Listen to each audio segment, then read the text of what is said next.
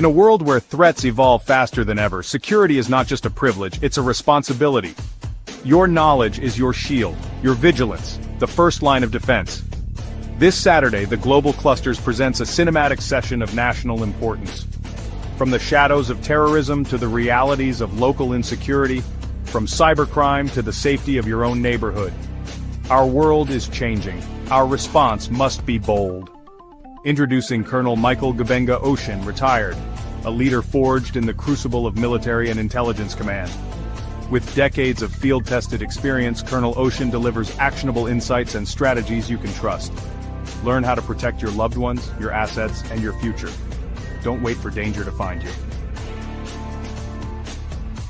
Stand with those who lead. Be part of the movement that secures and empowers. Join us every Saturday at 9:30 a.m. West Africa time. Arrive with questions, leave with clarity. Security starts with you. Every action you take, every precaution you make strengthens the chain of safety for all. Brought to you by the Global Clusters. Visit theglobalclusters.org. Follow us everywhere at the Global Clusters.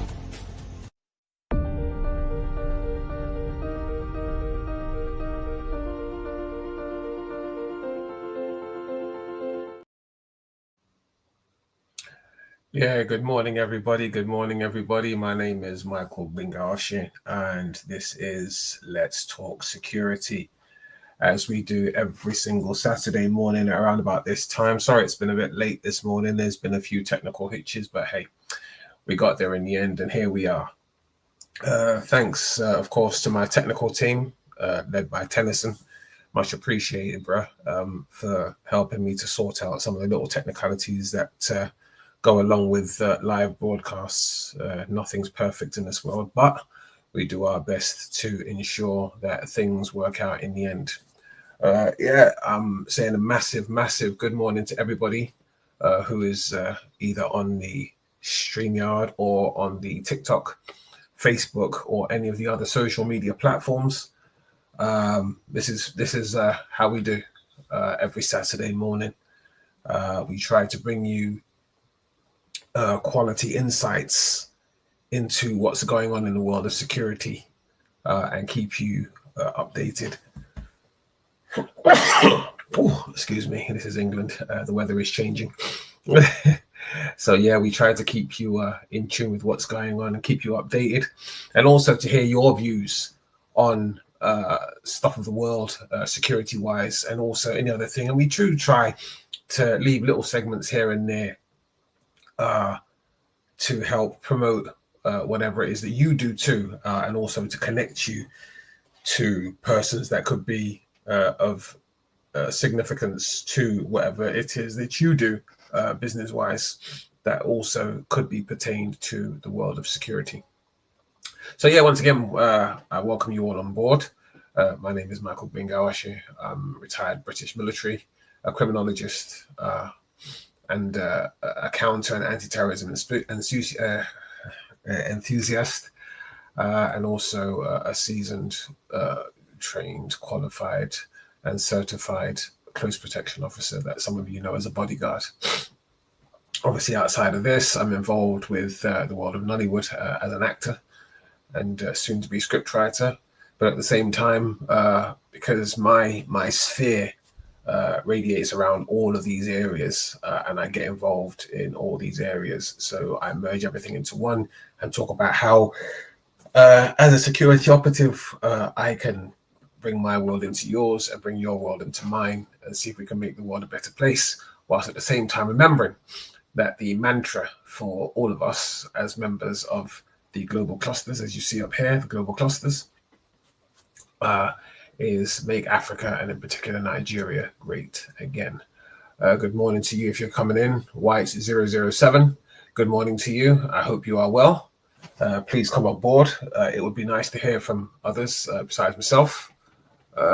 Colas, good morning. Good morning. I'm hoping that His Excellency, the global president of the global clusters, will be around at some point, and also other big names out there in the world of security and industry, because it's always good to hear about different aspects of security, not just the the paramilitary type that everyone's used to seeing and hearing about. I'm obviously, as a lot of you know, from joining this StreamYard, this live stream every week, is that I'm very, very passionate about security and everything pertaining to security. And as such, I would sincerely love for people to get involved and to let me know what it is that bugs them security-wise, and how, as individuals and as a collective, we can come together to try and make things better. I'm going to speak for a bit because obviously I've come across one or two things over the last week or so referencing security. One of them obviously is in Nigeria. Well, most of the time, I always like to start with things that I've heard of from and in Nigeria pertaining to security. And one of them is in Delta State, where they have brought the Delta State Security Alliance Fund. Now, definitely, I think it's a move in the right direction. Definitely, I think it's a move that will benefit Nigeria as a whole. But my question is this: with the record that Nigeria holds when it comes to things like this, will it be implemented properly? I really, really would like to hear from people on this front, because as much as I am very, very much in favor of these kind of initiatives, you can't blame me for having my doubts as to whether it would be a long-lasting initiative that will be used properly and implemented by those that should be implementing it and making good use of it. So therefore, I am calling on Nigerians especially to come on board and open their minds to me, because definitely there's a possibility that I will be in Nigeria early next year, and I would love to meet up with a lot of these people, and would love for them and myself to sit down and have a meeting and talk with regards to the world of security within the Federal Republic of Nigeria and Africa. I would like to hear from people. I really would like to hear from people other than myself at this point, of which then I can put my spin on whatever it is that you say, and you can put your spin on whatever it is that I come out with, because no doubt it'll get to a point where I'm going to start sounding monotonous, because you'll have probably heard certain things from me many times over, and I don't want to be that man. I want to learn from yourselves, bearing in mind I live in the UK, and those of you that live or spend more time in Nigeria than I do will have a better insight as to what's going on over there, and then I can bring my personal experiences and personal experience to the fore, and we can talk about it, so that when I do come over and sit down and have dialogue with the persons that I need to, then coming together, we can put things in place or introduce new things or eradicate certain things and try and make good of certain bad situations that are already on ground. So once again, I am still calling on people to come in and let me hear your voice, as opposed to you always hearing mine. Excuse me.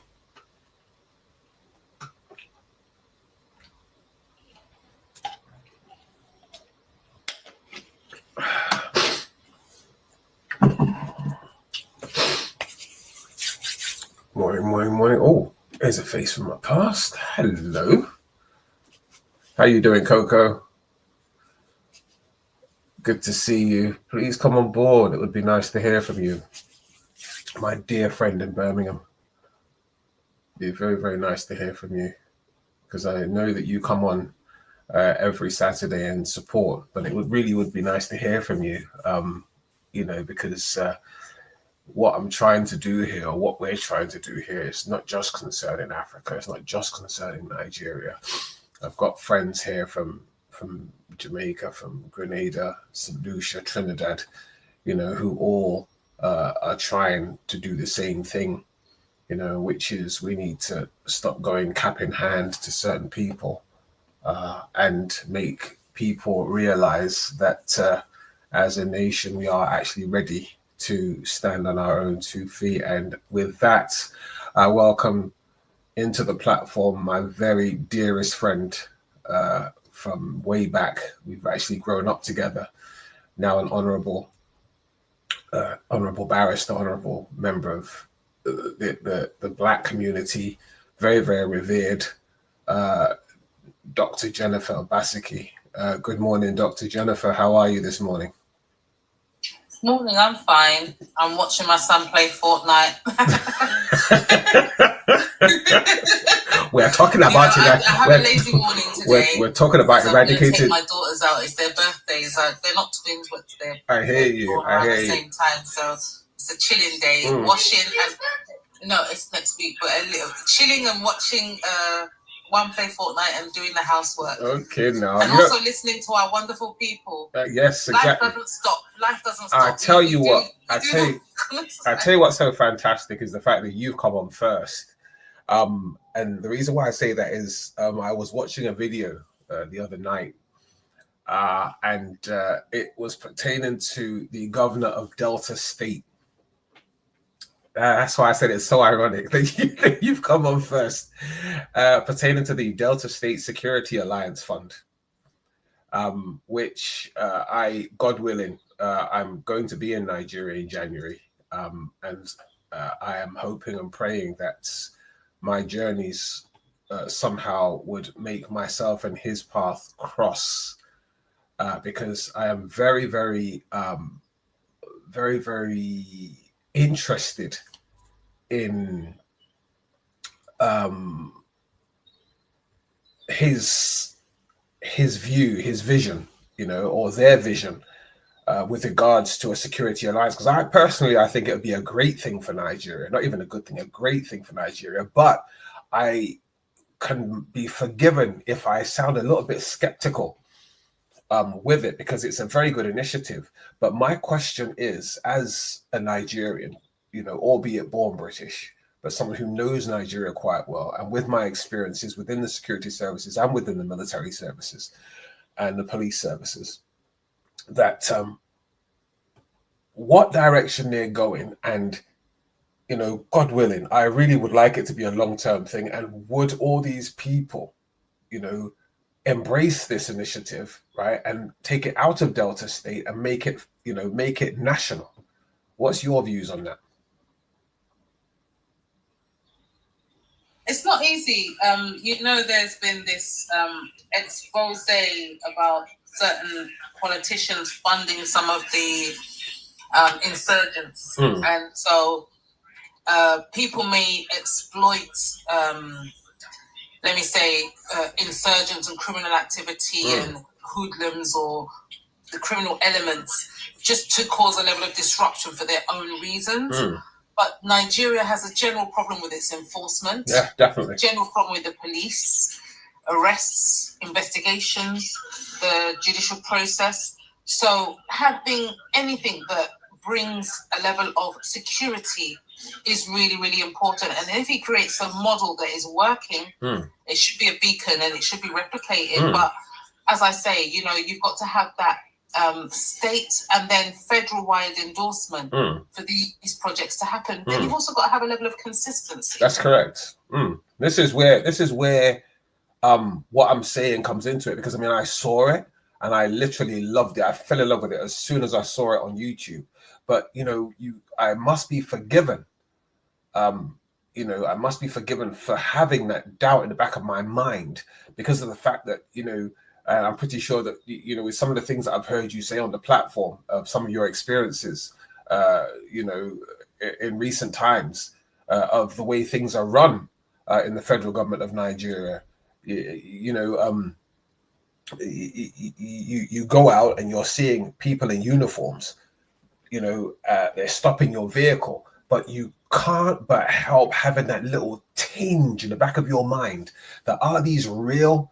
officers, or have they borrowed a uniform from a friend, you know, in order to do this job because they're broke?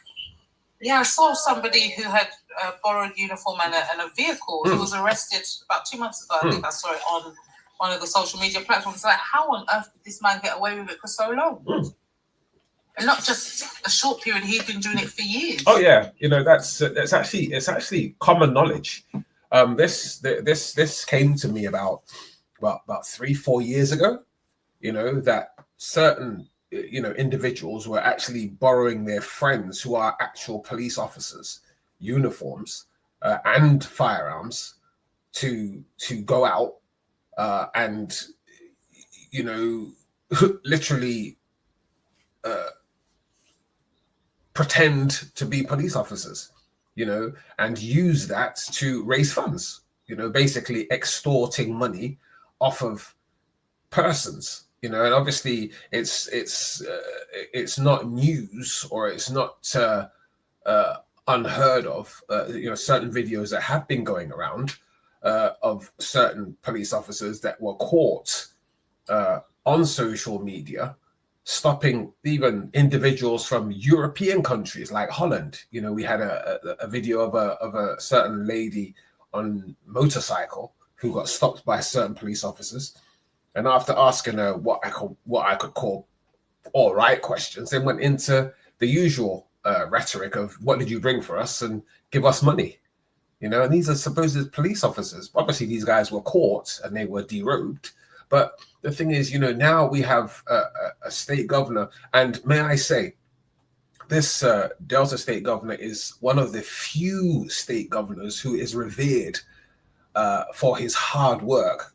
Obviously I'm not, my mother's part Delta, but when you look at certain people and you see their work ethic, now there are, and I want to put it on record, there are certain real patriotic Nigerians in Nigeria, but I'm pretty sure, Dr. Jen, that you will agree with me. These are the silenced few in Nigeria who are not actually allowed to do what they do, but they do it anyway because of their love for the nation. What would you say on that? That's true. It's not necessarily about what they are celebrated for doing, but what they know is necessary and needs to be done. That's correct. That's correct. It's a challenge. You can be in a state, know that, okay, you need certain resources to a certain area, people wanting it, and suddenly you're not getting that level of endorsement, or it can't be signed off for whatever reason, but yet you find a way to make it happen. That's correct. Some people may not celebrate you. There may be even people in your state that say, do you know what? You were supposed to endorse these other projects. You were supposed to offer the contract to us, and you might be hated for it. But I wish everybody just thought about the bare minimum and what needs to be done. With that being said, I've got a lot of people over here who are scared for persons like myself who want to go home and operate with our work ethic and our ways of doing things. And obviously, as you know me quite well, Dr. Jen, I'm not the kind of person to be scared off of doing what I believe is right. I would love to join forces with said governor, and go to states like Lagos State, and Ogun State, or your state, and any other state that's ready to stand shoulder to shoulder, and bring in real security practices to Nigeria. I'm not talking about guys in paramilitary uniforms. I'm talking about guys in suits, who command a presence, who stand their ground, are not scared off by persons who threaten you because of the fact that they know somebody who's got a little bit of money, And but it's sad, because as much as you have people that want to do the right thing, you also have people that are there just to steal. That's correct. Simply there to steal, simply there to find a way to falsify invoices, or to take resources and go and sell them. Totally. So you have that competing interest of you and whoever supports you in doing good and the right thing, as well as those who just are not bothered and just want to be able to steal and don't care. I totally agree. You know, and this is, but the thing is, this, like as I've always said, I mean, this is a virus. That's what I call it. It's a virus that has been in Nigeria for many a year, and you know, I tend to be one of those that laughs at all these people that complains about the way Nigeria is, you know, and they want change. But then I'm the one that turns to them and says to them, you want change, but you encourage the negative. You know, why, you know, if you call yourself a patriot or if you call yourself a passionate Nigerian, you know, why is it then that you're quiet about the things that are wrong with the country? You know, why are you scared of certain people? Well, it's understandable why they're scared of certain people, because obviously a lot of people will turn around and say to you, "And who wants to die?" You know, but you know, I don't know. It's six of one and half a dozen of the other. You know, but personally, I still believe that you know, in this day and age, moving forward, you know, and in the name of progress, I think people's eyes by now should have been open to the fact that, you know, there are 1,000,001 ways to skin a cat, you know, and we need to start thinking security if we want the country to get better. You know, the progress and the upliftment of the country should start with security. You know, when the people are secure, they become productive. You know, when the country is secure, people become productive. They become progressive. You know, and there's, you know, as much as we know we've got great weather in Nigeria, right? People will start to smile a lot more, you know, and not be reprehensive or apprehensive as to what's going on in the country. You know, from a legal standpoint, it's unfortunate that I still am one of these people that makes fun of anyone who says they practice law in Nigeria by asking them what they do for a living. And you know, the funny thing about that is commercial lawyers make a mint in Nigeria. Commercial and property lawyers are, well, you know, let me say they've got excellent career prospects and career paths. However, when you now start thinking about things like criminal law, it's about money. Yeah. You know, it's about money, and it's not whether you did the crime or you didn't do the crime. It's about money. That's correct. Also, when you start thinking about other areas of humanity, civil litigation with regards to disputes, it's again, it's not necessarily about evidence. So we've got to think about, when I talk about enforcement, the judiciary is also part of that element. It's not just your frontline police, military officers that deal with enforcement, but the law is there to actually deliver. And when it is not working, and that's from your lawyers on the front line, them having the right training and equipment, experience, and then also with regards to the actual operation of the law, you can't go in, as one person kind of highlighted to me, you'll have rape cases, sexual abuse cases, and judges will have empty files. Where's the evidence? Where's the DNA? Where's the statements? Nothing. So how is that judge going to adjudicate that person that might have by that time been arrested, maybe not had the right amount to bribe to get themselves out, or not had a bail application? Judge may have an empty file. What are they going to? They've got complainant. Yeah, they've got maybe the complainant. If the complainant and the medical is okay, they may have further grounds to hold the person. But if that is all not there, all not properly compiled from the police to the prosecution to the judge's charge sheet and all in the file, what is to happen to that perpetrator? They're out. That's what happens to that perpetrator. That's right. From child rapists to adult rapists to pedophiles to armed robbers. And this is just a sad state of affairs. But they say things are getting better. We have to be optimistic. We really have to be optimistic. You know what, Dr. Jen? I am to try and make sure that those minimum standards are maintained. I agree. At least the very minimum. There should be filled up proper charge sheets. There should be proper. Also, there should be proper defense arranged for that individual if they can't afford it.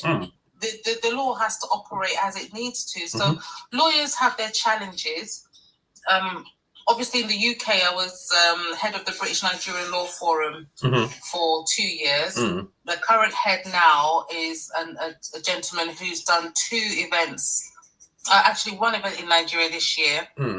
But the Nigerian bar school as well, when you start talking about how do we have a synergy, how do we maintain minimum standards, they don't like anybody to come and sort of tell them they're not doing an okay job.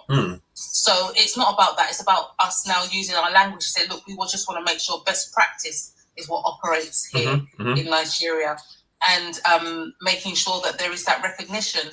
Nigeria operates under what is a common law system alongside traditional laws. And when it comes down to operation of civil court system and criminal court system, it lends from the British operations that were passed down through colonialism. But what did not pass down or pass backwards through colonialism was that money flow of efficiency and resources. So we have to make sure we maintain and grow our own. And that's where we seem to have fallen short. It's scary in the sense that we now have our kids wanting to go back. They go back, they have their fun, they have their dirty December, but let them get into a little bit of trouble. Let them obviously get, obvious example is get stopped by the roadside or falsely accused of something or get ill. That's when they really know that Nigeria no sweet though. That's right. Nigeria dirty on wahala. That's right. So we have to say and pass these standards and practices back so that there's that very minimum at the very least. So we know, okay, if our kid gets ill, gets sick, gets wrongly arrested, that we know that there's a minimum level of treatment that they'll get. They'll have a minimum level of treatment once arrested or detained. They'll have access to a public defender. They'll have minimum level of medical treatment as an emergency in a standardized environment in a hospital that is again of a minimum standard, but we can't have those assurances at this time. No, you see, one of the things, if we get there, if we can get there, we won't care if reform come into government. I was speaking to somebody yesterday. What's going to happen if reform come into play? That's why everybody's got to be ready to have their second passport. That's right. Yeah, that is right. Everybody should have this. That is what. Listen, you just hit the nail bang on the head. You understand, right? Because, like, I'm pretty sure you heard me say it on this broadcast one of these Saturdays that all of you people that keep screaming, "I'm British, I'm British, I'm British," you're only British by passport, right? Yeah, you may have been born here, but you're British by passport.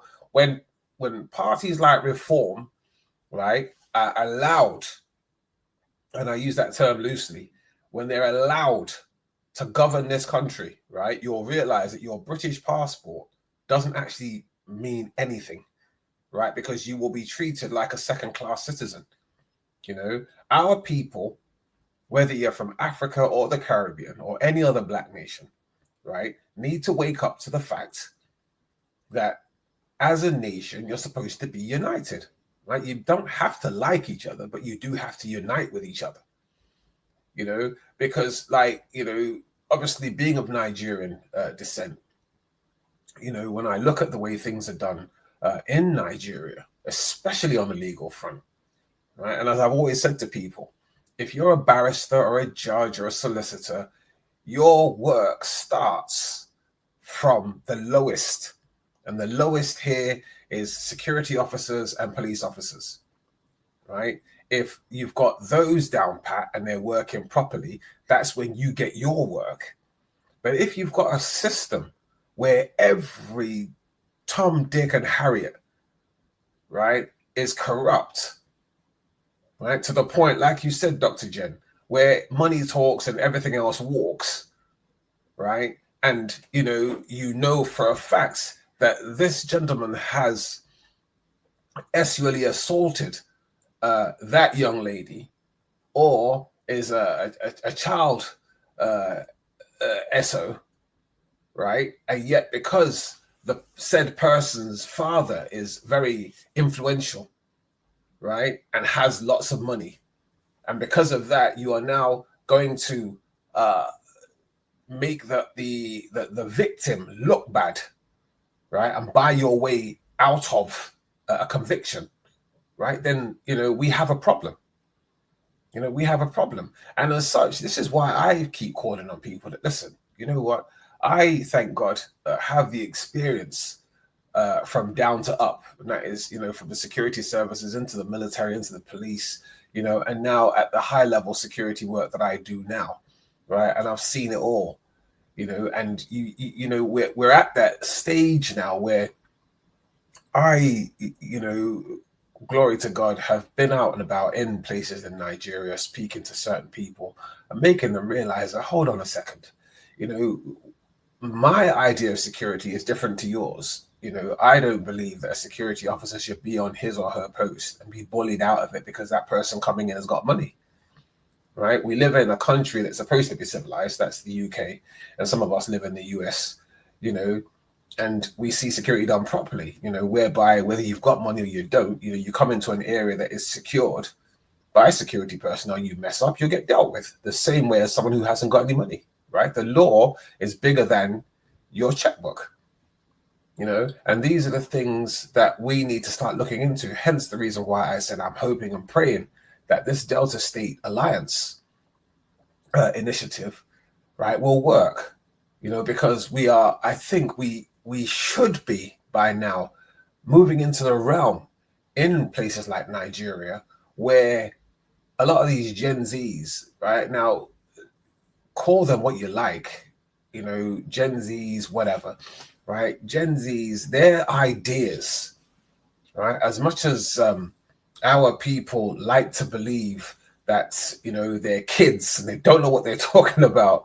But I'm pretty sure, Dr. Jen, as you're watching your child there play shoot 'em up on TV, their brains, and their ways of doing things are a lot more advanced than the ways that we've known. I mean, even myself being ex-forces, the way that they strategize, the way that they do their things, I would have to think twice before doing it.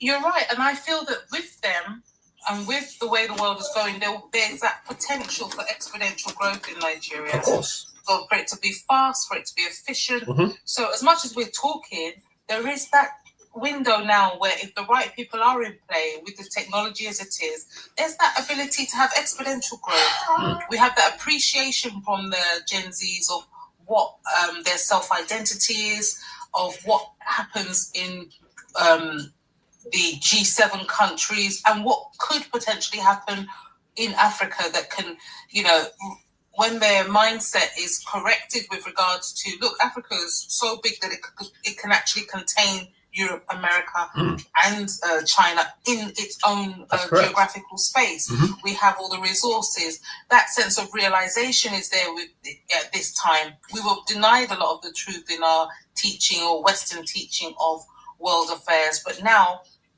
the internet's here, baby, and everybody is online. That's right. So they can see for themselves what resources, what beauties the African continent actually holds. They also see that demographically there's that chance for business success literally overnight if they have the right service to the right people at the right cost.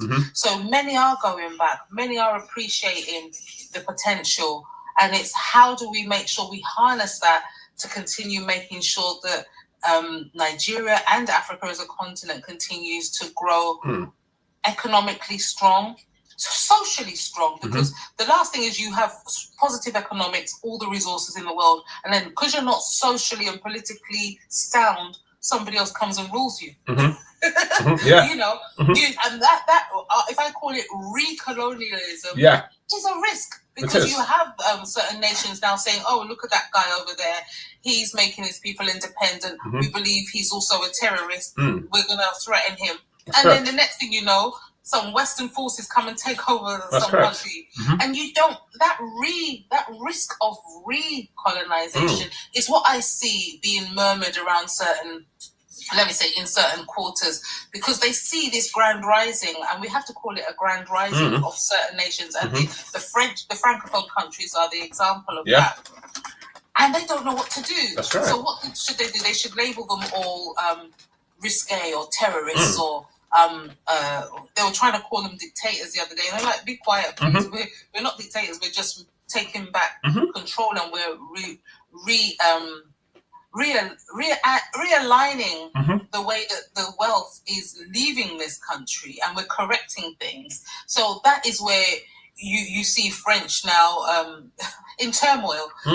Macron, the amount that they were getting for things like aluminium, now properly in line with market forces, not at some ridiculous pittance rate that they were paying. That's correct. Gold, aluminium, and other resources that they were taking out, giving such pittance to the countries where they were being mined from. Totally. And apart from that, the control over the currencies, apart from that, the control over other resources within the governance, all gone. And they're cutting those apron strings from France. And don't forget, the French had that policy of assimilation.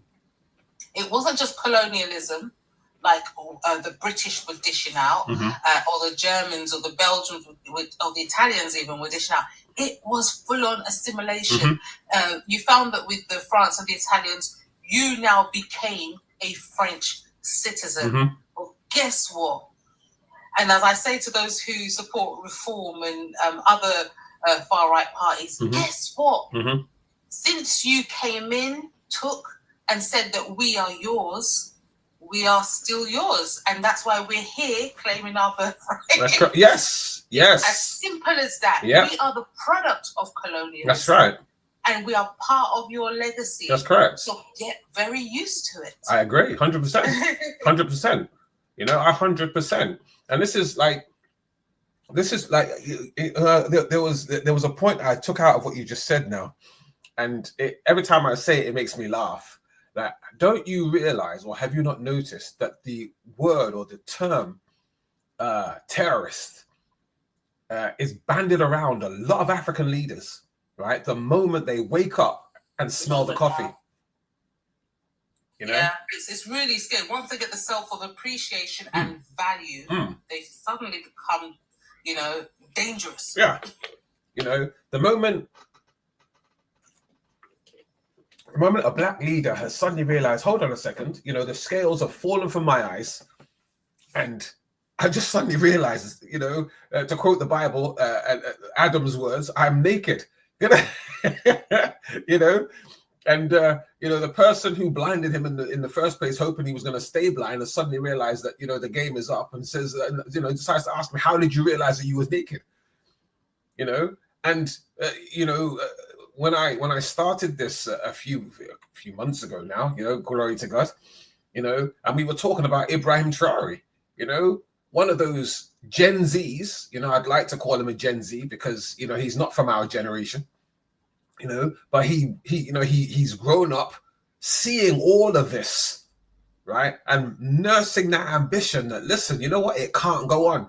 He's given, whatever or whoever the head of state or the commander-in-chief was at that time, he's given that person enough time to get his act together, right? That person wasn't listening. As soon as he had the opportunity, he jumped in there and he's dishing out what he believes is the right form of government for his nation, and at the same time inviting other African nations to join them, right, in kicking out what they call colonialism, right, and embracing Africanism. Speak your own language, wear your own clothes, have your own cultures and traditions, and uphold them, right? But unfortunately, as you well know, Dr. Jen, Africans will be Africans, and because they're comfortable in their own skin, well, not their own skin, but the skin that was given to them, they will go against him, and they've decided to brand him a terrorist. Some, not all, but some. It's scary because when you have that happen, it's like, okay, where's your own sense of identity and why, when you can see what is quite obvious, somebody who is standing their ground, not even in a forceful manner, he's actually just saying, this is the value of these resources, these things. You cannot underpay us.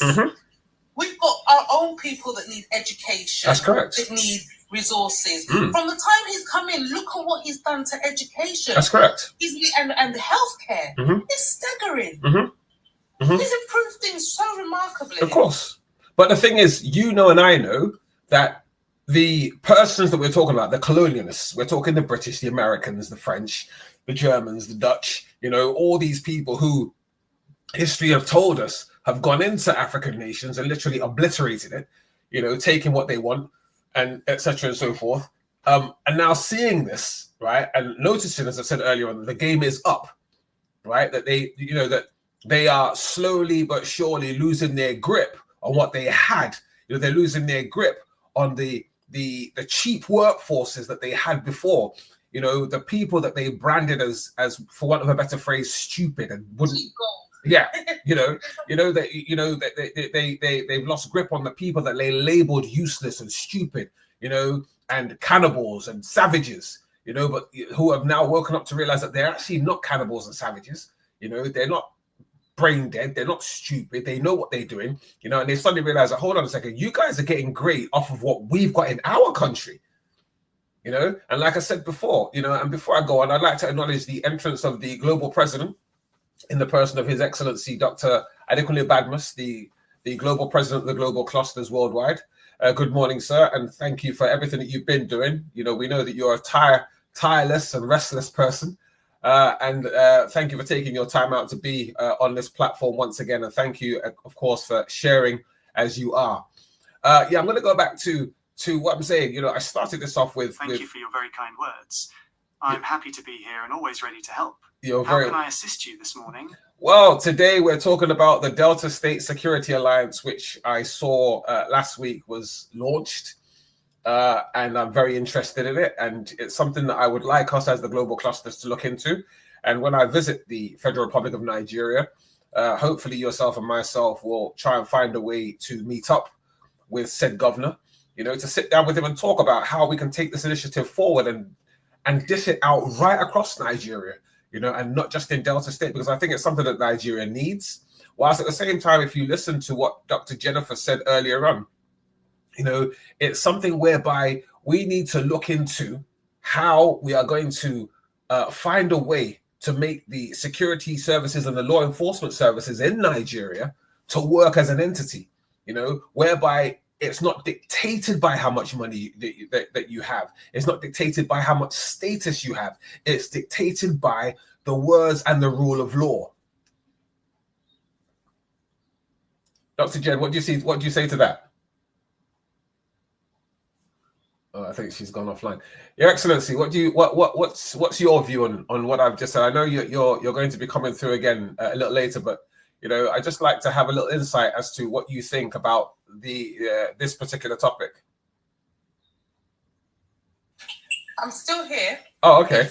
The president is not there. Yeah, but it's just as I was saying, it should not, as you're right, it shouldn't be dictated by price. It should be dictated by policy. That's and correct. Minimum standards across the country. It shouldn't be if you're in the southwest that you get justice, and you're in the north you don't. Or it shouldn't be if you're in the north you get away with doing some certain heinous crimes, as opposed to if you're in the south. We need a uniform, active, and reliable level of security and enforcement within the country. Oh, I agree, totally. And as we've been saying, and as has been my passionate call since from day dot, and that is, people have got to wake up to the fact that if you want an improved country, if you want a fantastic nation of happy people, right, you need to sort out your security and your security services. People need to be singing from the same hymn sheet, right? And they need to stop relying on the fact that, yes, because I've got so much money, right, I am going to and I will get away with whatever I want to get away with. The law should be the law, whichever way you look at it. In all these countries that all of our people look at and say, yes, it's a civilized country, it's a civilized country. Not all of their rich people, if any, get away with breaking the law. Because if that were the case, we wouldn't have these high-profile cases of the Epsteins and people going after Donald Trump, and going after other big names. Andrew has stepped down. Exactly. Right? Prince Andrew has stepped down as the Duke of York. Down. Right? Now, can you see that? There you go. And that's because the book is coming out, Mr. Frey's book is coming out. And not only that, but obviously his previous association, but there is no hiding from what is a potential serious crime. and he knows it will bring the family into disrepute. So if he, as a prince of England, of England, above the law, of England, he has to go and defend his case. Of England, out of court. Dr. Jen, you forgot England, of England, Prince of England. Exactly. Yes, right. He's a Prince of England, right? Now, now this is what I'm saying, right? Status doesn't even come into it, right? Status doesn't even come into it. There's no, do you know who I am? There's none of that, right? The law is the law, right? You break it, right? Be prepared to face the consequences. They may not get you today, but they will get you, right? They may not get you today, but they will get you, right? And this is what I'm saying, right? Lady, that picture. How many years did she say this is what happened to me? How many years took her becoming an adult, then also moving out of the US to Australia, but she still brought the case. She still kept being consistent. This prince did this to me. You know, and this is what I'm saying. If this Delta State Security Alliance is gonna work, right? Everybody needs to come together, right? Don't fear this person because he's Alhaji Chief or Dr. Chief or whatever chief or honorable this or dignitary that, right? Stand up for what you believe in, right? And at the same time, right now, one of the biggest hangups that I've had for a long time is, right, you do not need so many uniformed personnel. And when I say uniformed personnel, right, I'm talking about your armies, your navies, your air forces, and your police officers, right, surrounding people at events, right, such as weddings, award ceremonies. They shouldn't even be there, right? And if you're going to have them there at all, they shouldn't even be within 10 meters of a camera. They need to be off camera, right? There's too much of that going on. Right. And all it is, from where I'm standing as a security professional, is you're flaunting, you're showing off. Yes, I've got this person in my pocket. I've got that person in my pocket, and it shouldn't be happening. Right. We need to streamline the difference, right, between military and civilian, right, law enforcement, right, and showing off. Right. And that's what we need to do. Right. In this country, in the United Kingdom, we've got so many persons like myself that walk the streets on a daily basis, right? Who are either operational or no longer operational security personnel, right? Operational or non-operational military personnel, operational or non-operational police personnel, right? And nobody knows who they are, right? And they don't even announce themselves, right? And these are things that we need to start putting in place in places like Nigeria. And these are the changes. When we talk about change, when we talk about progress, when we talk about advancement, these are the things that are needed, right, to make our nations great again. Because that way, when people don't know who's who, right, and you don't, just because of the fact you've got money, decide to walk into a police station and straight into the inspector or the superintendent's office because you want somebody arrested. There is a process, and we need to educate ourselves as a nation on these processes. Right, at this junction, I'm going to call on Expression. What's his name here? Expression, because he's just joined me. I think it's his first time. And it really would be nice to hear from him. Expression, where are you? Introduce yourself and tell us where you're calling from. Good morning, sir. I'm calling from Nigeria, Lagos. Good morning. How are you doing? Sir. Nice to meet you, sir. And thank you, President, the Global Corporate Staff. Thank you, sir. Thank you for the opportunity to be here. So, what I'm just going to say is that one of the things we need in Nigeria is to give people equality, and then we don't have to respect people according to the ability of their pockets. One of the crazy part of this society is that we don't respect people until we know what is in their pockets. Yeah. So, even people-to-people revolution is actually needed. They said that we must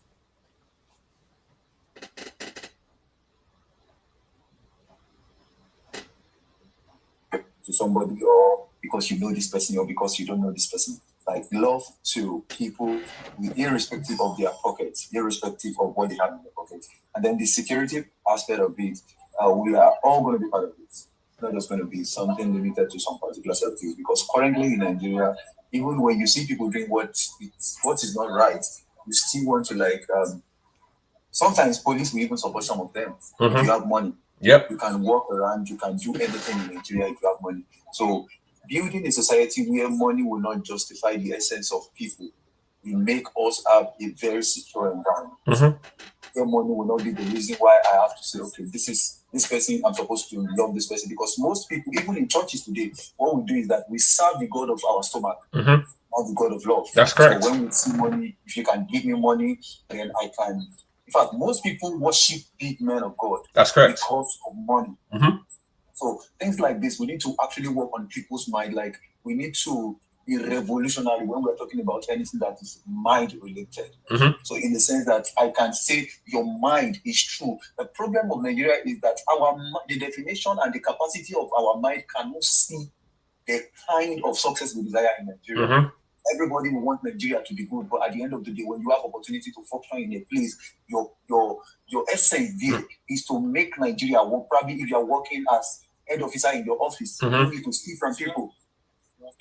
You don't need to, currently now, I'm in the field of, I'm a civil engineer, and I work in the site. People believe that when you build house for people in abroad, you take out of 40% of their money to go and build for yourself. At the end of the day, you go to church to go and share testimony that God has done something from you, from what you stole from another person. Yes.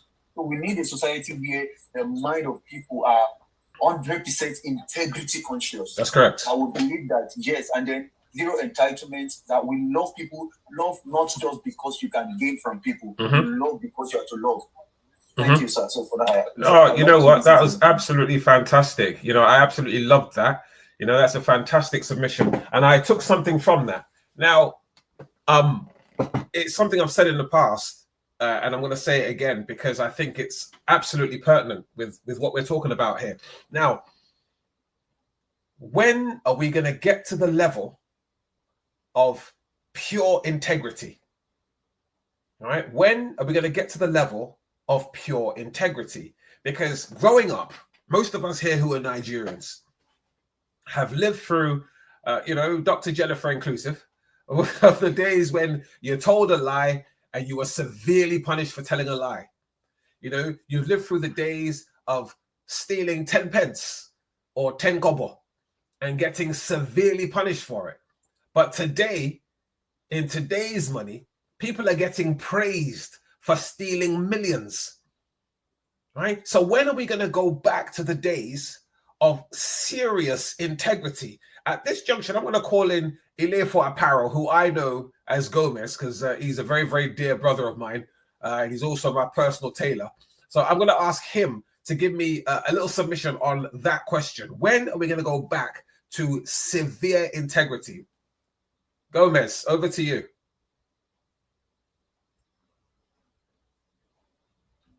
Are you there? Ilefo Apparel. Are you there?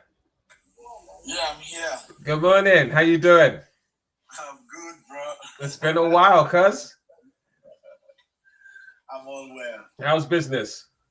I thank God, though. How is everything? Yeah, not too bad. Not too bad. I see you're venturing out to other things. So good to see you on live this morning. It's been a while. Always a pleasure, cuz. Always a pleasure. Now, good morning, everybody. Express the Global Grace to Grace Act DJ. Good morning, everyone. Niger can be better if only we try. Yes, definitely. So what's your take on that, Gomez? You know, when are we going to go back to serious and intense integrity? Is that visible? Come on now. Give us a chance. I'm not sure that is visible. It says, can revolution even do that? Well, this is it. You know, are Nigerians ready to do that? See, Nigeria has gotten to a stage whereby if you are rich, you have money, and you are killing people. You will see people that will support you that you are not killing them, you are only playing with them. Nigeria has gotten to that stage. Mm-hmm. So just have money in Nigeria and everything is yours. Mm-hmm. Everything is yours. Everybody will be, the police will support you. Mm-hmm. The only thing that can leave you in a position of doom in Nigeria is poverty. But once you have money in this Nigeria, you can escape through. Yeah, but do you also believe, right? I mean, I take your point on board, right? But do you also believe that Nigeria is actually entering a phase now, right, where what you're saying, as true as it is on the verge of change? Really? Well, I think there's a couple of checks presently, which I think if it's been intensified, Mm-hmm. it's going to change our mindset as Nigerians. Let's be realistic. Like what is happening between B-Lord and Very Dark Man presently in terms of importation and hiking price of stuff that people bring from China and every other part of the world, and tends to inflate the price for the masses. I think what Very Dark Man is doing presently is going to regulate a lot of importers in terms of how they peg their price and how they get their imported goods across to the general populace. So if we can have more people like Very Dark Man in the system, I think the checks will be more intensified, and a lot of people will want to be like, they don't want to be dragged because the world of social media is is bigger than anybody presently. Anybody can be dragged. I hear you, but I mean, Expression Prosperity has just put it on here that now we're at a stage in Nigeria where people don't actually know the difference between stealing from someone, right, and profiting from them. Do you understand? You know, but you see, what it is this. Now, with everything that you said, Gomez, this is how I look at it. Now, the virus in Nigeria has eaten so deep, right, that people have actually gotten to the stage of actually believing that right is wrong and wrong is right. Do you understand? Right?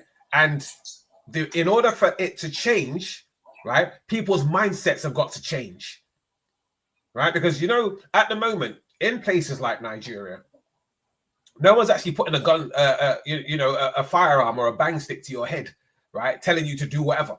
You're just doing it because you want to, because you think it's the right thing to do. Right? But if you've got certain people in place, right, who are ready to change the narrative, right? They're ready to change the narrative. They're ready to, you know, bring greatness back to the nation, right? And if you've been following us for the last weeks, right, you'll find that we've got a new mantra within the global clusters, which is make Africa and Nigeria great again, right? And in order to do that, people have got to sing from the same song sheet. Right? Let's eradicate this way of thinking that, oh, well, it can never happen, right? Because trust me, there's no such word as can't in the dictionary, right? It can happen, right? And it can happen and it will happen if you want it to, right? This is why when I look at a lot of these people that you said go to church, I think it was Expression who said it, right? When people go to church, they listen to sermons about faith. They listen to sermons about belief. They listen to sermons about this, that, and the other. But then they turn around and say nothing in Nigeria can ever change. Right? Now, is it your faith that's telling you that? Is it your belief that's telling you that? Or is it your mindset that's telling you that? You know, personally, myself, Gbenga Oshin, believes that with regards to security in Nigeria, things can change. Right? And they can change because of the fact that, not just because I say so, but because of the fact that I believe so. And I believe so because of the fact that if I'm surrounding myself with people who think change, then change will happen. That's why when you've got people like Dr. Jennifer and people like His Excellency, the Global President, and people like Grace to Grace, you know, and people like Expression, who honestly believe that in the very near future, right, it's going to take baby steps, we know, right? I mean, I came on here today talking about the Delta State Governor, right, with his security initiative, right, bringing together security entities, right, to try and implement change within Nigeria. Yes, people are going to try and shut him up. Yes, people are going to try and stop him. But the thing is this, nobody ever gets anything just by sitting on their backside talking about it. Nobody, right? And this is my take, jumping into my experience and my faith and my beliefs. The moment you have an initiative and people start going against it, it means it's going to work. Right? At this junction, I want to hear at least 5 or 10 minutes from the global president on what we're talking about. Good morning, sir. How are you? And it's good to have you on the broadcast again this Saturday. Excellent morning to you, my brother, my friend, my partner, the 001 Global Security Cluster of the Global Clusters, retired Sir Michael Gbenga Oshin. Thanks for all you do to contribute positively to humanity. And I know I poured out my heart yesterday at the Certificate Revolution to all Nigerians. I'm back to Turkey. Oh, okay. I left on Thursday. Okay. And talking about everything that has been happening. And something happened which you will hear that I will be having something to do with Egypt here. Egypt here is going to hear from me because I was on a business class and something happened. Do you know I was stopped from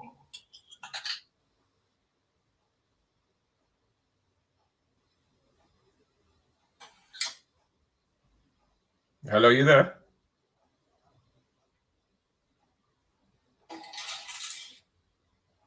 Hello? So what was the reason? The airline, I'm here. Okay. That Yeah. They told me I've stayed more than 6 months in Nigeria, outside my place of residence. That I've stayed more than 6 months. I've actually spent about 8 months in Africa.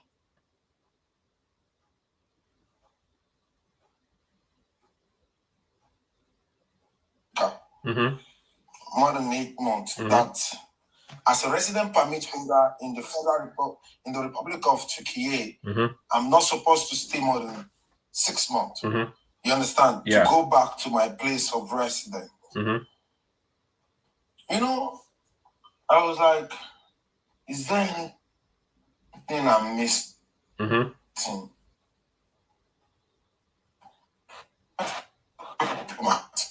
This is my ID card.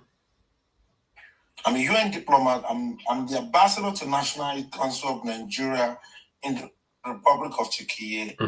I'm the UN ambassador for quality and affordable education in Africa. I'm a UN diplomat on government balance in the whole Africa. I own a home, not in the Republic. I own.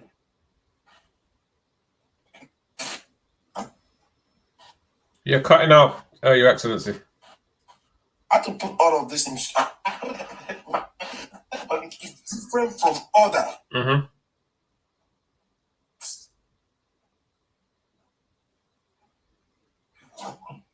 Can you hear me right now? Yeah, I can hear you now. Yeah, you were cutting out before. Yes, I had to change my. I actually went out to get something. I used the other network, and I just changed to the home network now. Okay. Yeah. Okay, Start again. Start again. Now, when I got there early. I have an habit of getting to the airport at least 4 to 5 hours before my flight, international flight. So I got there early, and they checked me, and they said, "Oh, when did you came to Nigeria, or when did you leave Turkey?" I showed them my resident permit. I showed them everything, and they said I stayed more than 6 months. And I explained everything to this guy. I said, come, this is who I am. This is who I am. I'm different. I'm very sure when I get to the Turkey, they will welcome me in. Mm-hmm. This is what I do. I'm the ambassador to National Youth Council of Nigeria in the Republic of Turkey. I'm the youth ambassador here. I'm a diplomat. I'm an ambassador for quality and affordable education. I showed my ID. I showed my diplomatic passport. I showed everything. And this man said no to me, that I've stayed more than 6 months. And due to my residence, that if not that I'm even showing them other things, that he won't even listen to me at all. They'll just tell me that they can't board me. I'm equally a business class passenger. Yep. Just to let you know. And I was treated like that. Okay. He said the only way out for me is to buy my return, forcing me to buy my return. I don't know when I will return yet, you understand?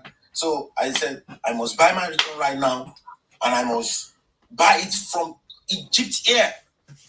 Wow. I want Barrister Obaseki to listen to this, because I want him to actually be one of the people that will equally fight my case. You understand? Because I'm sending this to the Foreign Affairs.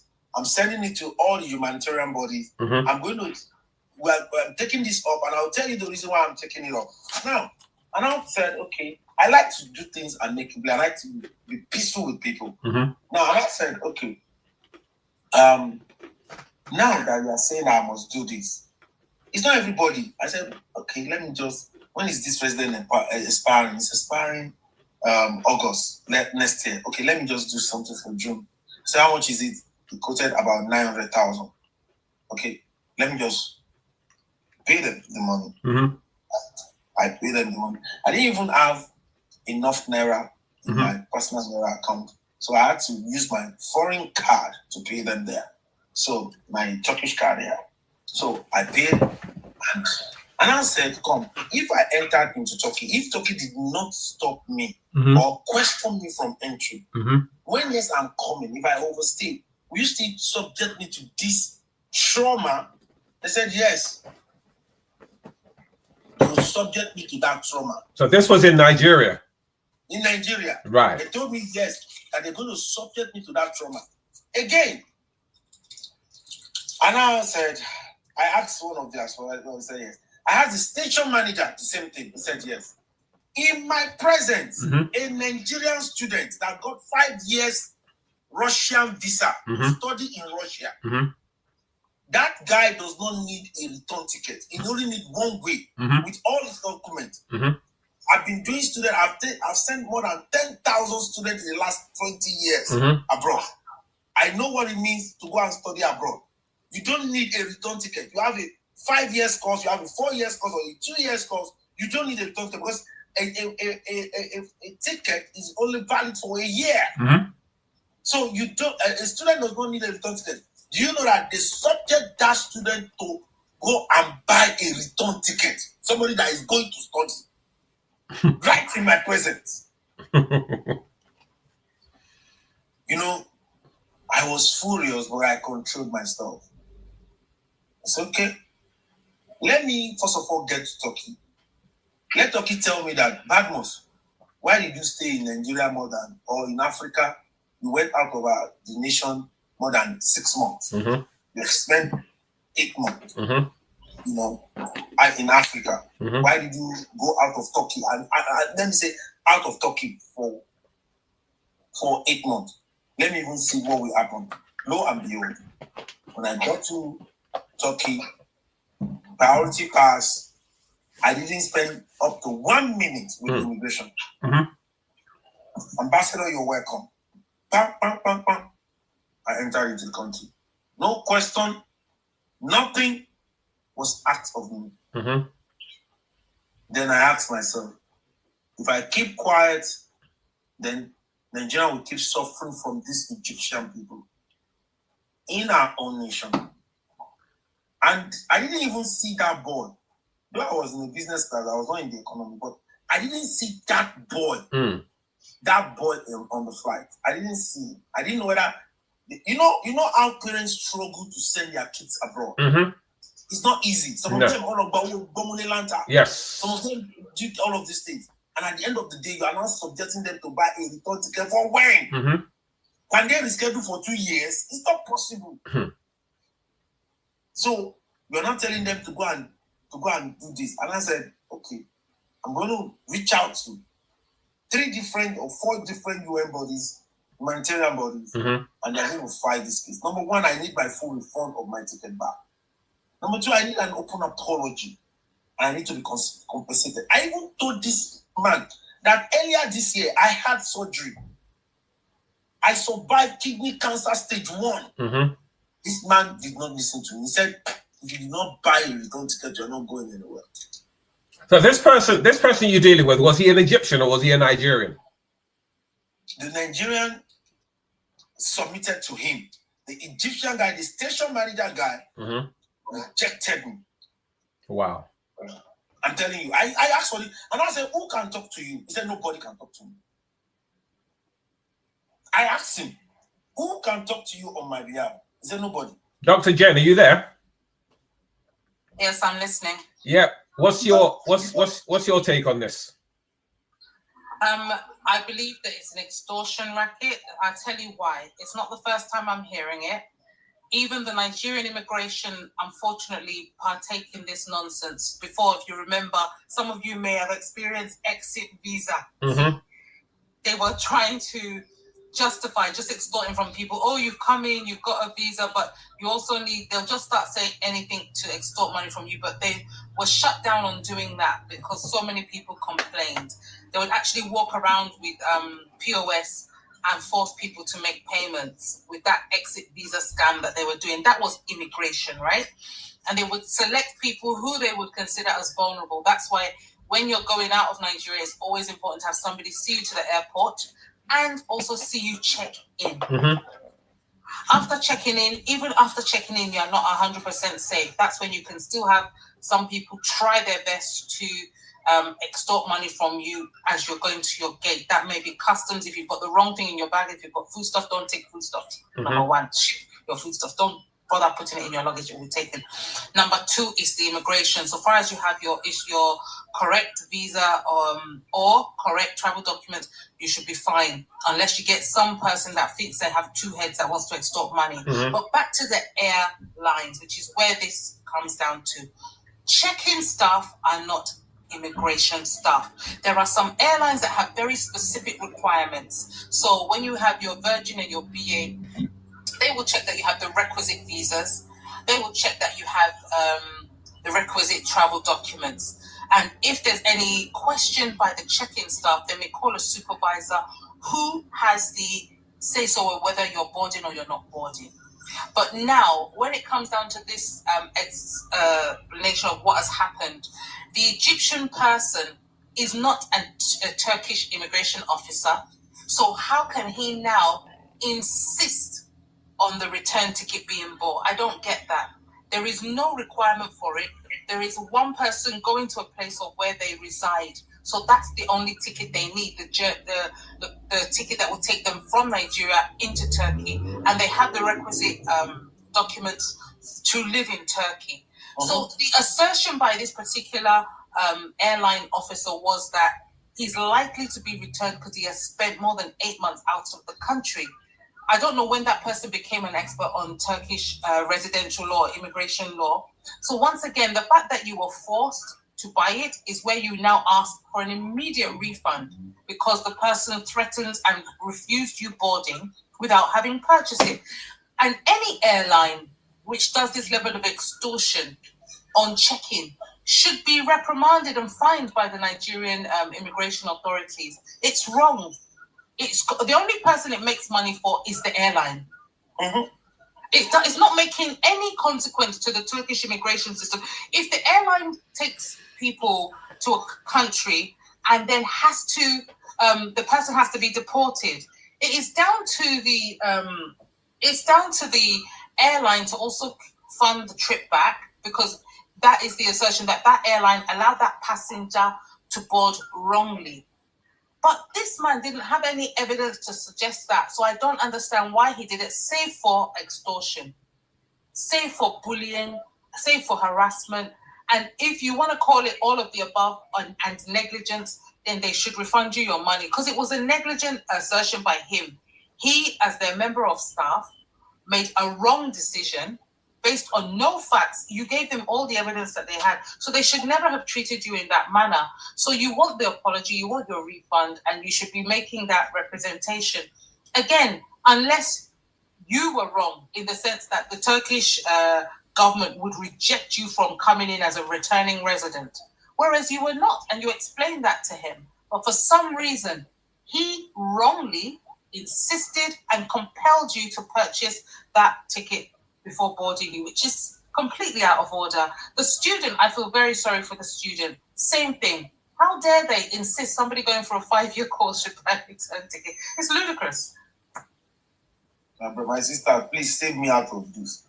You see, I now said, poor Nigerians, because of our states, and that is why I'm calling out every Nigerian today. We must do something about our father's land. And yesterday, at the certificate revolution, I really took our time to pour out my heart. Nigerians, and I know they try, concerning this building of our father's land, we need to try more. You know, I was in Nigeria majorly. I was invited to Thailand, I didn't go. I was invited to Qatar, I didn't go. And I'm a regular traveler. I'm supposed to go to those places. But I said, if I take this initiative of the global cluster to Thailand and Qatar, you guys will not have it again.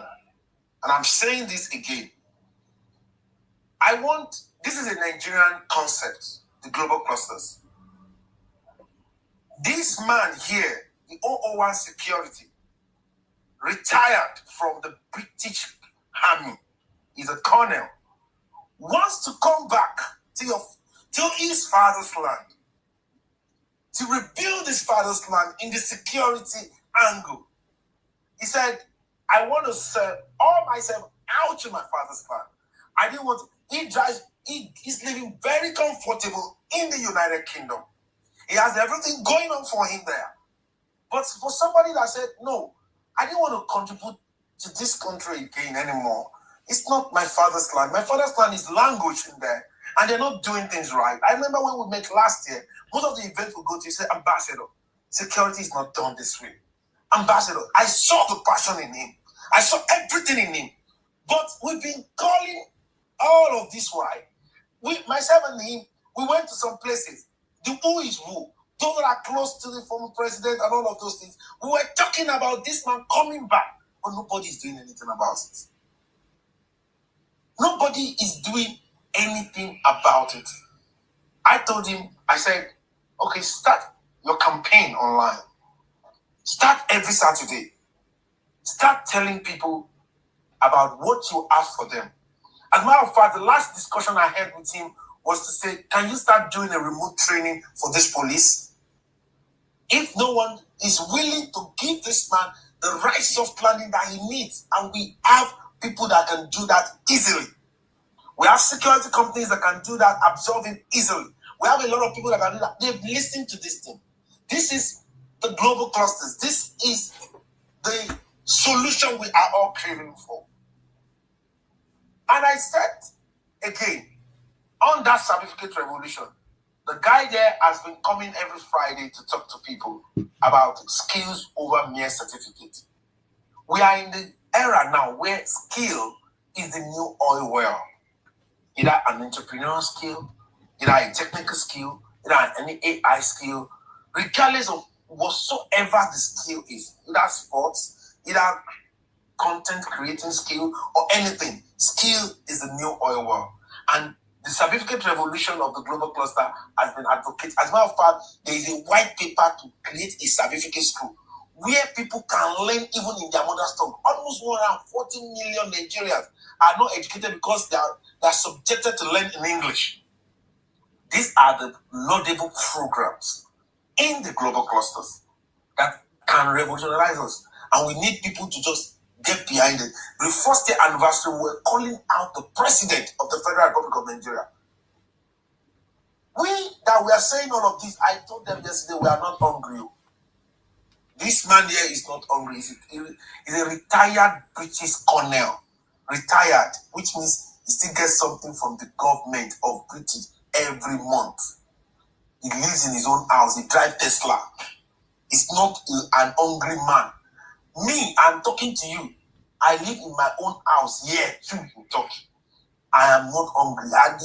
He can decide to be a bodyguard to a very wealthy billionaire in that United Kingdom there. And he can decide to do, you understand, because he knows all of this. But these people said, no, we want to give back to our father's land. And people are not even listening. Now, we like to embrace things from the West. Now, I have made up my mind. I'm going to sell this concept out to the white people. Do you know, in the last 8 months, it was only the CEO of Remedy Earth, that is an energy company in the United States, that said, Badmos, we will tie 1% of our income. It's a new technology. They are signing deals now to the global cluster. Now, Oyibo won't take up. Oyibo, why are we like this? Why are we not doing what we're supposed to do? At the end of the day, I don't have any choice. I've tried. Even, you can say how I was harassed at the airport because, you know, I was trying to stay and I was giving lecture everywhere. I've seen IBB. I've seen El Rufai. I've seen people. I've met Abasanjo. I've met everybody. Everybody said, wow. I've met Tolu Olumelu. Gave me his card. Do this. I've met people. If it's meeting people, I've met people. I've met local government chairman, I've met the senator, I've met everybody, I've met House of Rep, you know, that comes from the hood. I grew up from the Shomolu. That is, you know, I met everybody and I told them that this is capable of fixing us. All we need is a re-engineering of our mind. The quality of your mind will determine the quality of your life. It's a no-brainer. This developed nation it consists of developed mindset. That is what makes their environment the way it is. The day I was flying, there was a meeting with the NYC, that is the National Youth Service Corps, and this CDS department. And I was talking about all of these laudable projects. And the woman that was talking to me told me, somebody was there and they said, let's hear from the global president. And he said, what you are doing is something people, it's not somebody, you know, CDS is community development service. And I said, is it not the level of development of an individual that will determine the way their environment will look? You know, I had to start educating them, and at the end of the day, they submit to my opinion. Now, what I'm trying to say is that it's like we are not taking it serious. I know we're putting things together. We're presenting to Elon Musk.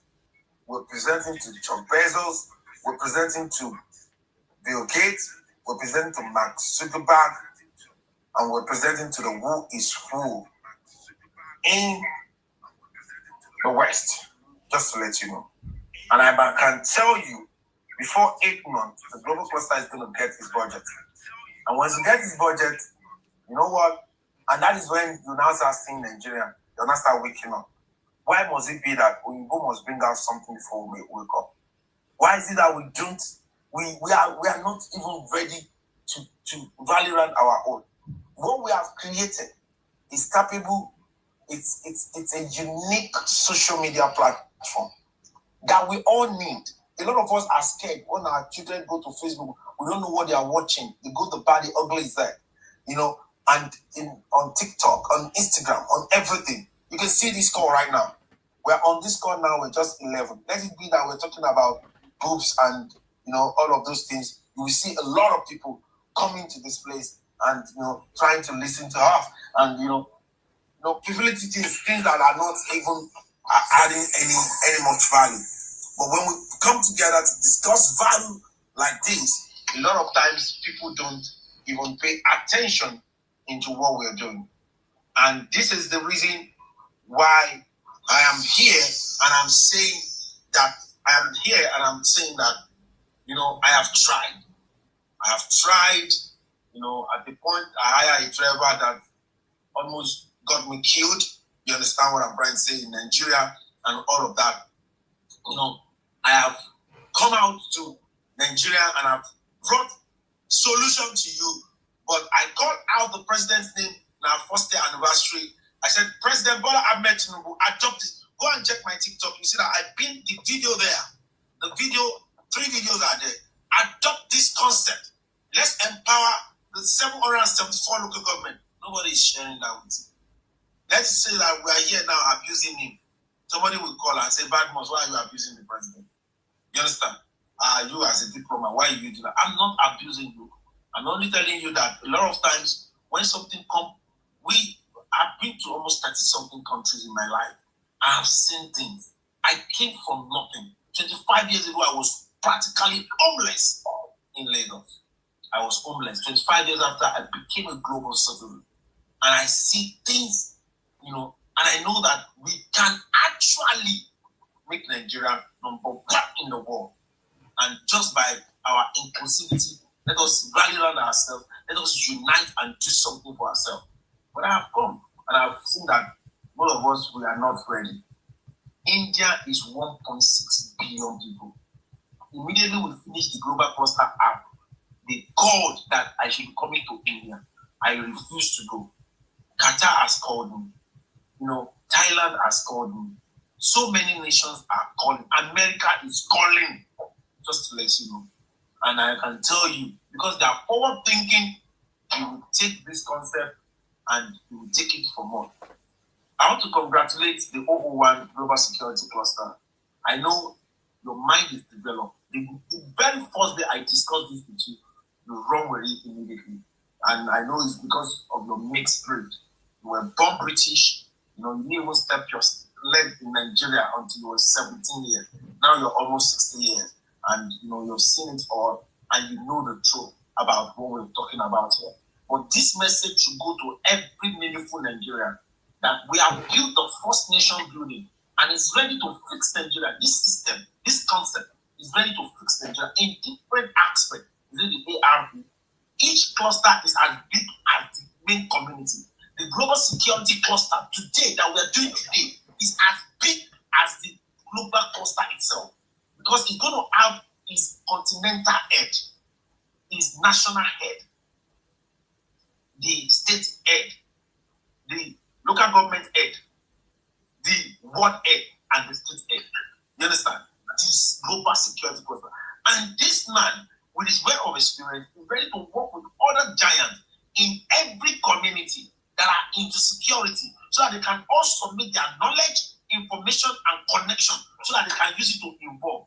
United we stand. That is what this man wants to do. He's only leading a movement, a security movement, that everyone will be conscious of security. But no one is listening. No one is ready to say, Colonel Oshin, come. Now, when a white man now adopts, and there will be a background investor, and they will be the one ripping everything, that is when Dangote will now come. I've always been saying, let Dangote produce his kind. People to people revolution. I've always been saying, let Tesla produce his kind. Are you not hearing that I'm calling your name? Do you think I want to come and beg you for money? Nobody's begging anybody for money here. None of the persons in the global cluster that are hungry, they are all made people already. They can manage with what they have. You understand? They might not be very fantastically rich, but they are not begging and they are not hungry. Nobody on the global cluster is hungry. People see that we cannot. This is Grace to Grace here. Grace to Grace has given up on Nigeria for a long time until he saw this vision. She saw this vision and started considering Nigeria and said that this. A lot of Nigerians has given up on Nigeria. But at the end of the day, when we said let us all come together to do this, we will see 13 people, we will see 12 people. People should come. Let's discuss our own progress. We'll be paying attention to things that are not meaningful. Nations are doing great things. Anytime I get to our Istanbul airport, I say, Italo Shewa, Kilo de time for new airport, on expressway, or no one pay. Why are we not setting factories? Why are we not doing all of these things? Because we have refused to unite. We have refused to come together.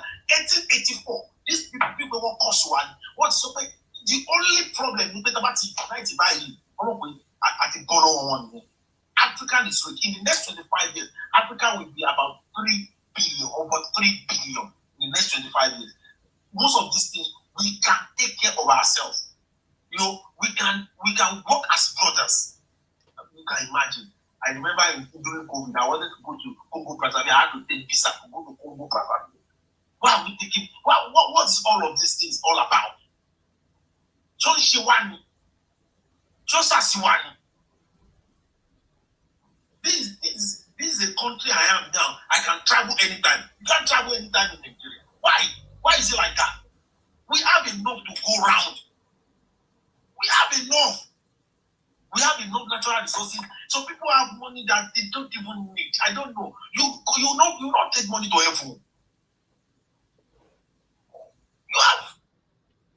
We are telling you laudable things that can take Nigeria from where it is to where it ought to be. Nobody.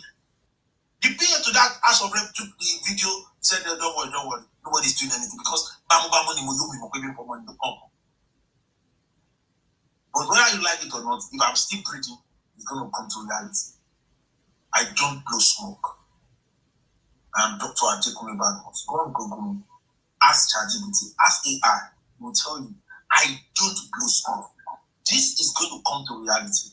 If Nigeria refuses to fund it, I'm going to get foreign investors. I didn't want to get foreign investors before. It's not that I'm stupid. I have my connection up to the presidency of this nation that I am in, and I have other presidents of other nations. But I felt this is Nigerian born. I came from Nigeria.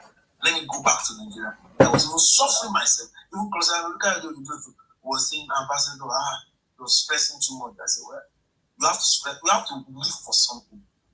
You understand? You have to sacrifice for something. That will drive for me, but I don't drive for this place. Talk to people, talk to meaningful people. What a fantastic idea. What we are discussing is not a fantastic idea. We're solving problem. We don't just talk, we take actions. And without resources, so we've been using our resources. This man has not been paid for the time he's spending here. He can go and use that time to do something else and make money from it. People are putting their time on this thing. They are not being paid for it. Though. You think I cannot? If I want to pick a job in Turkey today, do you think more than 50 companies will not employ me? I don't need to go to Nigeria. I don't need to go to Nigeria at all. But we felt that no. Tabashi, Egypt like to share. One thing she can eat, uncle sister Kenny Sonson. One thing she can eat from what it bet. Sister Basaki Sonson. One thing she for one team bad down on left point because I'm going to write to the Foreign Affairs. I'm going to write to their embassy. I'm going to write to everybody. They will not because me, I'm unassuming and. Don't just look for my trouble. Because I'm going to call the who is who. And I'm going to write them. And he's going to hear them. He's going to say, I showed you pay money go Laura return ticket loan. He's going to refund me and compensate me because you traumatized me. You can't come to our country and be traumatizing us. We gave you opportunity to do business with us. Not to come and traumatize us. And that is why we said, let every meaningful Nigeria come together. Let us mine and produce more professionals, more technocrats, more entrepreneurs for nation building. Strictly everything we are doing is strictly for nation building. I only eat once in a day. Once in a day. Today, I have built social capital that even if I don't have a dime, this where they here, this my this over that is looking at me with his glass on his face like this, he will send money to eat for me. Even the wife they will take care of. There are more than 1,000 people that will take care of me. Even if I don't have a dime today. They will give me 3 houses, flats in an hyper area to live. It's not. I'm not blowing smoke. It's the work I have worked for people. I've sacrificed for people, and they don't. Even when I mentioned what happened to somebody, the person was stopped. Even when Michelle said, "Why can't you call me? If you need anything, I will have given you immediately." So many people said, even if you need 1 million, I will have sent it to you immediately. Do you get what I'm trying to say? But I'm not somebody that take advantage of anything. I paid for it myself. But what I'm trying to say is the way what happened to me? I don't know. That boy, that student, can that student do it immediately the way I did it? That is it. And that is why I don't really want to fight for myself. But I want to stop something so that when they meet any Nigerians, they will treat them with dignity. I'm telling you, I did not spend up to 1 minute with our immigration here in Turkey. Welcome, Ambassador. That's it. Welcome. Bang, bang, bang. When you want even queue, so we are business man, we are diplomat, we are this one, come like this. That's it. This is different place for us. It's a shame. We can become number 1 in the world. That's right. This man has been shouting every Saturday. He's always there. Said, "Egbe was in Nigeria now. More ready was in Nigeria. More ready was Chef Olumi. Every minister of clan is need. Nobody is bullying. Everybody is. I don't know whether they want to take money from this thing. And this is a call out to all the religious leaders too. You understand? You are in a nation. You have a mandate from Christ. You have a mandate from Christ.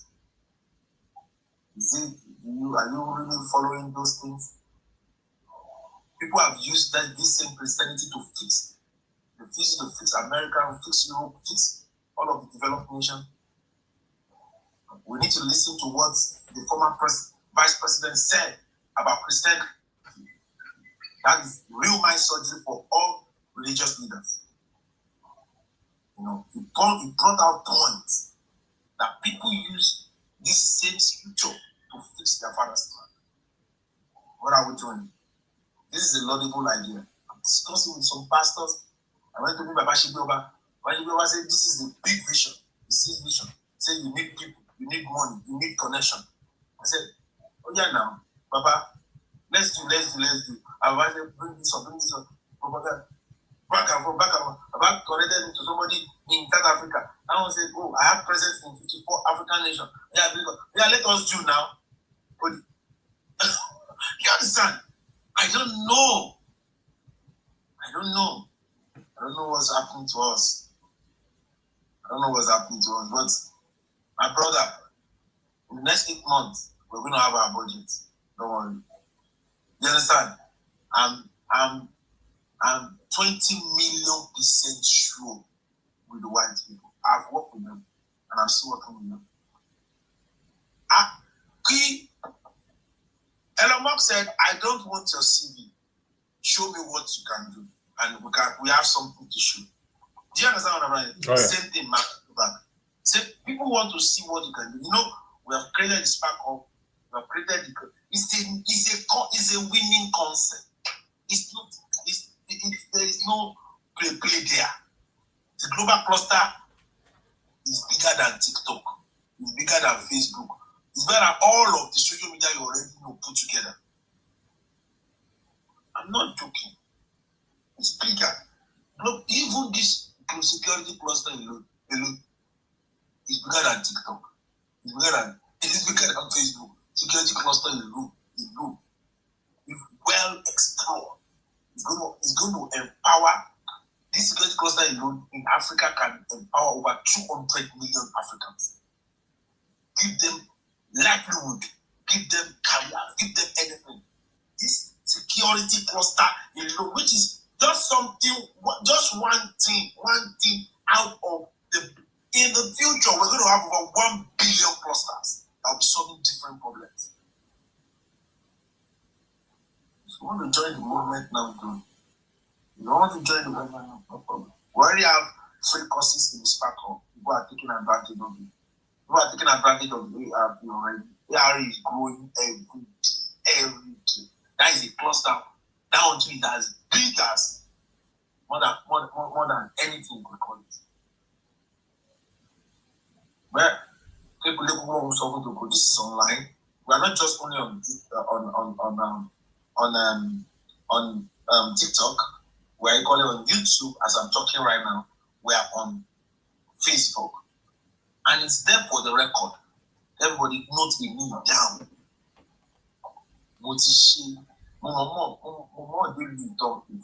But I won't. If you like, I met our former president, IBB, one-on-one, face-to-face. And he said, this is worth trying. I'm ready. Send it to us. Said he's ready. I'm just okay, no problem. We'll do the letter. We've done the letter. We are waiting. When I met the rep representing the hood I grew up from, Somolu, and I said, he said, Badmus, I will personally take this to the president. I'm waiting. I cannot wait forever. Guess what? I cannot wait forever. If I tell Colonel Oshin now that, oh yeah, Baba, respond. Yeah, I'm already there. I'm already there. Same thing. We look at the guys in UK. It's the same thing. Alex Alegbele, Alex Alakule. These people are ready to serve their father's land on the humanitarian ground. They are ready to tie their skin to their father's land. They want to do it till their death come. Not that they want to do it temporarily. They want to do it. It's not anything. Just need something that will give them the rise of man. Well, man, I see the 001 Global Yoruba cluster of the global cluster. That is Mr. Shikaya. Excellent. He was in the UK. Yeah, he has been abroad for more than almost 20 years. And these people, if this man is doing something so that Yoruba will not die, the South and everybody has been seeing him more. Instead of them to give him the support that he needs, this man now is working. The last time we spoke, he said, I have to relocate from here because of my job. I have to do this, I have to do that. This man is ready to take the culture to the next level. And we have Agbagba Yoruba. We have them. We have the Southwest governors. What are you doing? Why can't you give this man budget? His cluster is enough to bring huge resources to Nigeria. There are people here. Expression is in the mind surgery department of the global cluster. You understand? Support from Michelle. The mind surgery, the place of critical thinking, creative thinking, innovative thinking, thinking out of the box, developing great memory, flexibility, speed, focus, inviting a meaningful Nigeria to be the surgeon of the day, especially the mind surgery. Surgery, we have laudable things. Critical thinking should be a course that people will do, and they can be adding value to their companies. Innovative thinking should be something that people should do. How to think innovative to solve different problems. Over to you, sir. Many thanks, Your Excellency. I can see the passion and the frustration at the same time in your voice, and I'm pretty sure that everybody else can see it too. And I'm reaching out to everybody as well, because one of the things that is wrong with we persons of color, wherever you come from in the globe, is that we do a lot of talking. And not only do we do a lot of talking, we do a lot of complaining, right? But here is a chance for everyone to get exactly what they deserve.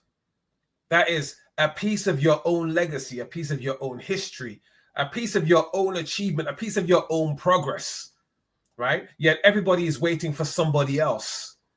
And as His Excellency said, I turned up in Nigeria to do something totally different. But I had an opportunity placed right in front of me, and all I had to do was grab it, which I did. Right? Security, I am very passionate about. Those who know me, who have known me for decades, will tell you that I am very, very passionate about security. It's something I fell into by accident. But then, as much as I say it was by accident, I also believe that it wasn't just by accident. It was also my destiny. Right? It was also my destiny. You know, because I fell into it, and I've gone from, you know, exploring the world of security as a security guard to being where I am now, profession-wise, in the security industry. And I want to take all of that, with all of the, you know, taking the whole of the almost 6 decades that I've been around, to come back to the place of my father and my mother's birth, to come in and make a difference. And I said to you earlier on, right, that when we look at the way things are being conducted in our fatherland, right, how important is it to you Nigerians or to you Africans? How important is integrity to you? Because in order for you to have a peaceful and a happy nation, your security has got to be paramount. His Excellency has only said something today that I've said before. I can walk out of my house at 2, 3 o'clock in the morning and go for a walk or go for a jog. Right? He can do so in Turkey.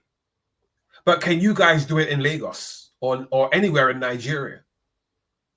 There are places here in the UK that have no street lighting. I mean, I've driven through a lot of these streets. No street lighting at all. And it's just pure farmland or pure bush or just nothing there. And I can jog through there at 2, 3 o'clock in the morning, right? And cars will come through there, shine their lights and see that there's one person running up and down the road and nothing will happen, right? But how many people can say the same for running around in the outskirts of Lagos or in one of the many states that don't have constant lighting? How many of you? But if we put our heads together and think about security, think about well-being and welfare, right? How many of us would benefit from this? And all because of the fact that we all sat down together, right? And thought, you know what? Let's start a neighborhood watch. You know what? Let's start a safeguarding. You know what? Let's start dishing out self-defense training for women. You know what? Let's start teaching kids about their own personal security. Saying no to strangers, saying no to 10 naira, 100 naira, 500 naira, right? Asking the relevant questions, noticing the difference between daddy's car, uncle's car, and that person's car, right? When are we going to come together, right? And stop bowing down and kissing the feet of somebody because they've got money and you don't? When are we going to realize that integrity surmounts anything and everything else you do in society? Yes, I'm ready to start dishing out security courses in the Federal Republic of Nigeria. But before I do that, I want to know that in Nigeria, right, you guys are not just going to sit there and say, yeah, well, he's brought the course. Yes, I came on the course. I bought my form and everything. And you're going to sit there, gobble it all up and think nothing of it. Because I can guarantee you, it's not about you buying a ticket and flying out of Nigeria and be one of those Jakwarians, as they call them, right? And going to America or coming to the UK or going to the Federal Republic of Turkey or going to Holland, Germany, or Russia.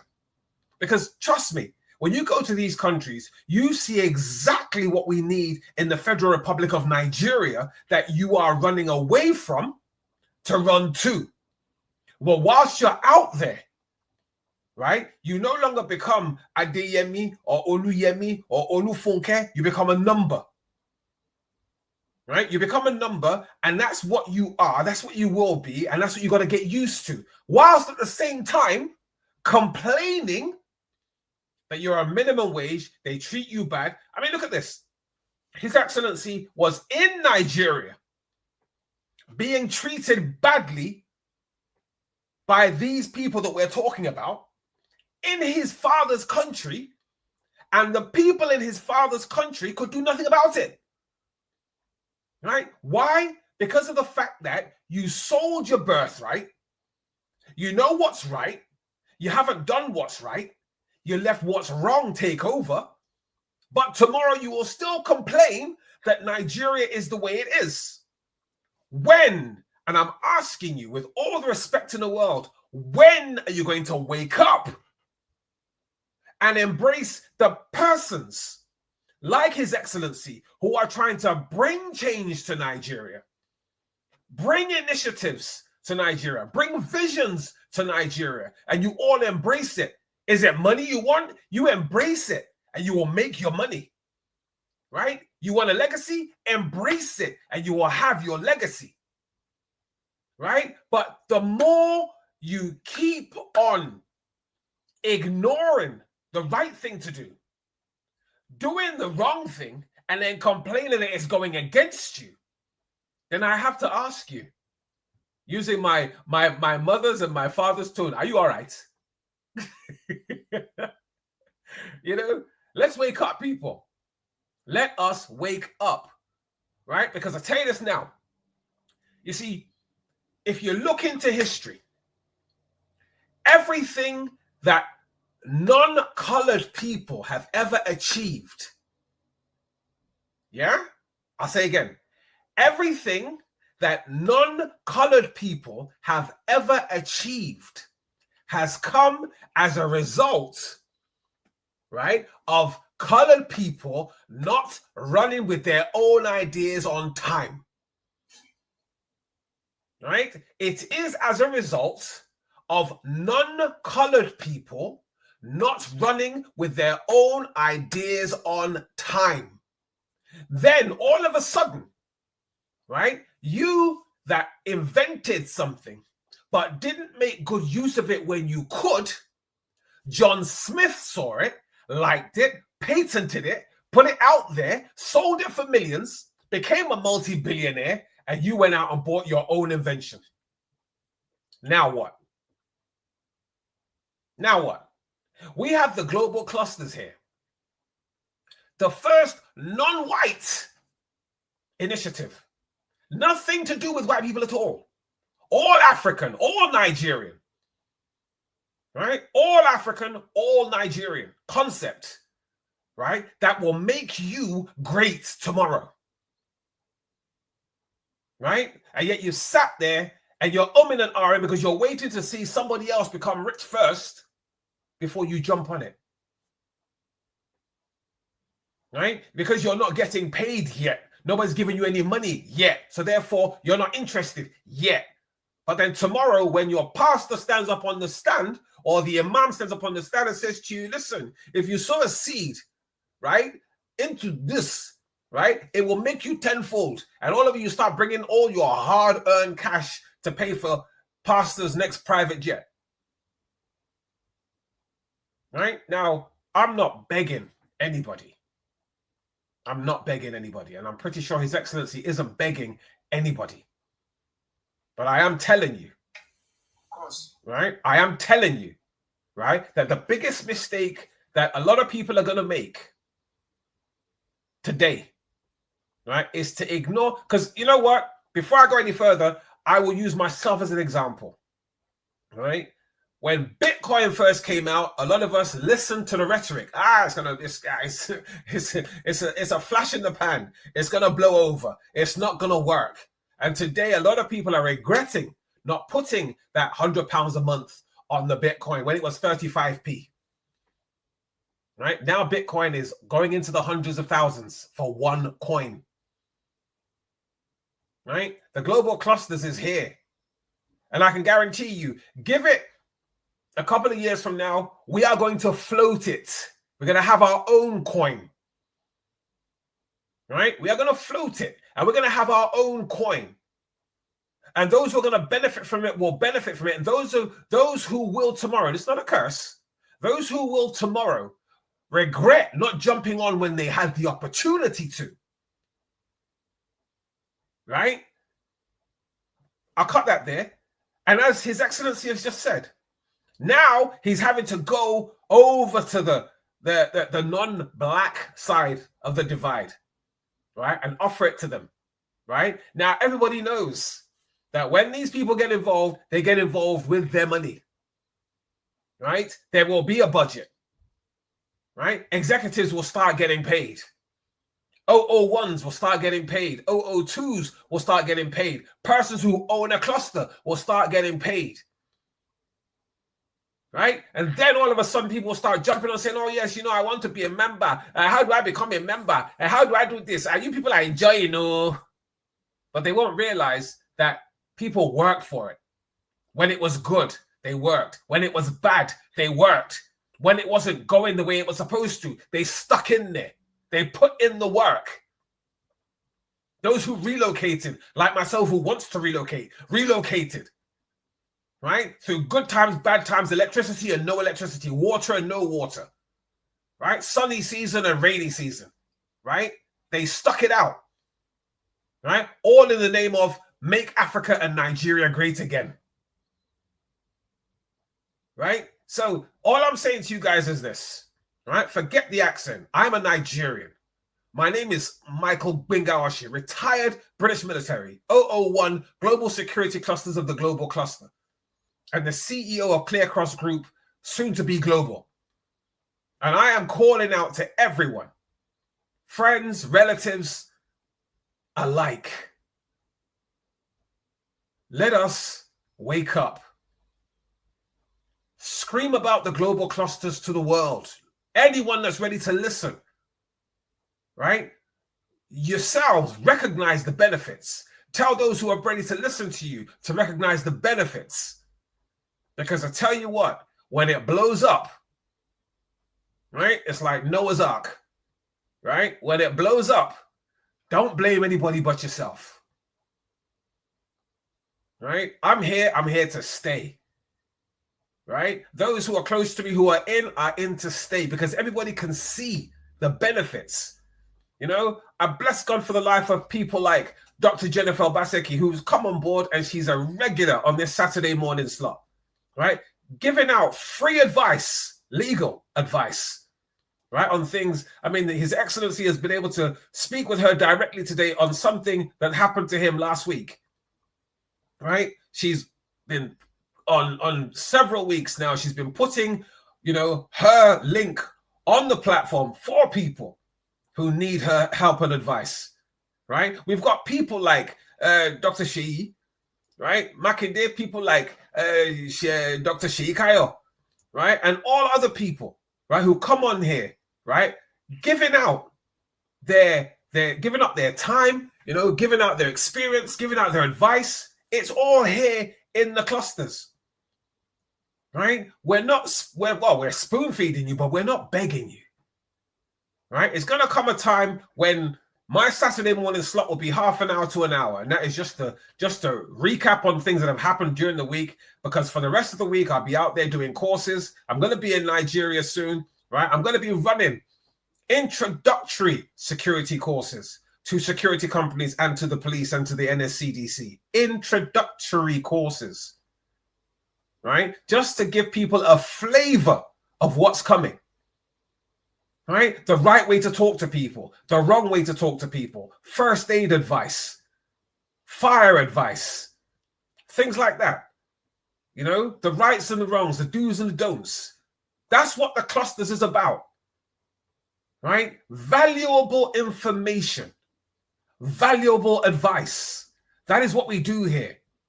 And also teaching people about integrity.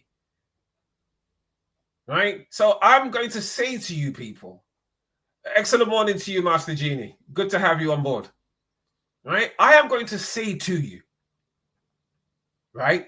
Don't wait for it to be possessed by the Europeans, the Russians, and the Americans before you realize that you're supposed to be a part of this. Grab what's yours now before the shares dry up and you get a 1% share, right, where you could have got a 10% share. Before I round up and before His Excellency takes over, I'm going to invite Master Genie to give us a submission on a lot of the things that we've been talking about. Master Genie, welcome to on board the platform today. It's good to have you. Thank you for having me, sir. Thank you for all you do, sir. Thank you. Excellent morning to our global president, Dr. Ambassador Dr. Adekunle Badmus. I greet everyone on the call.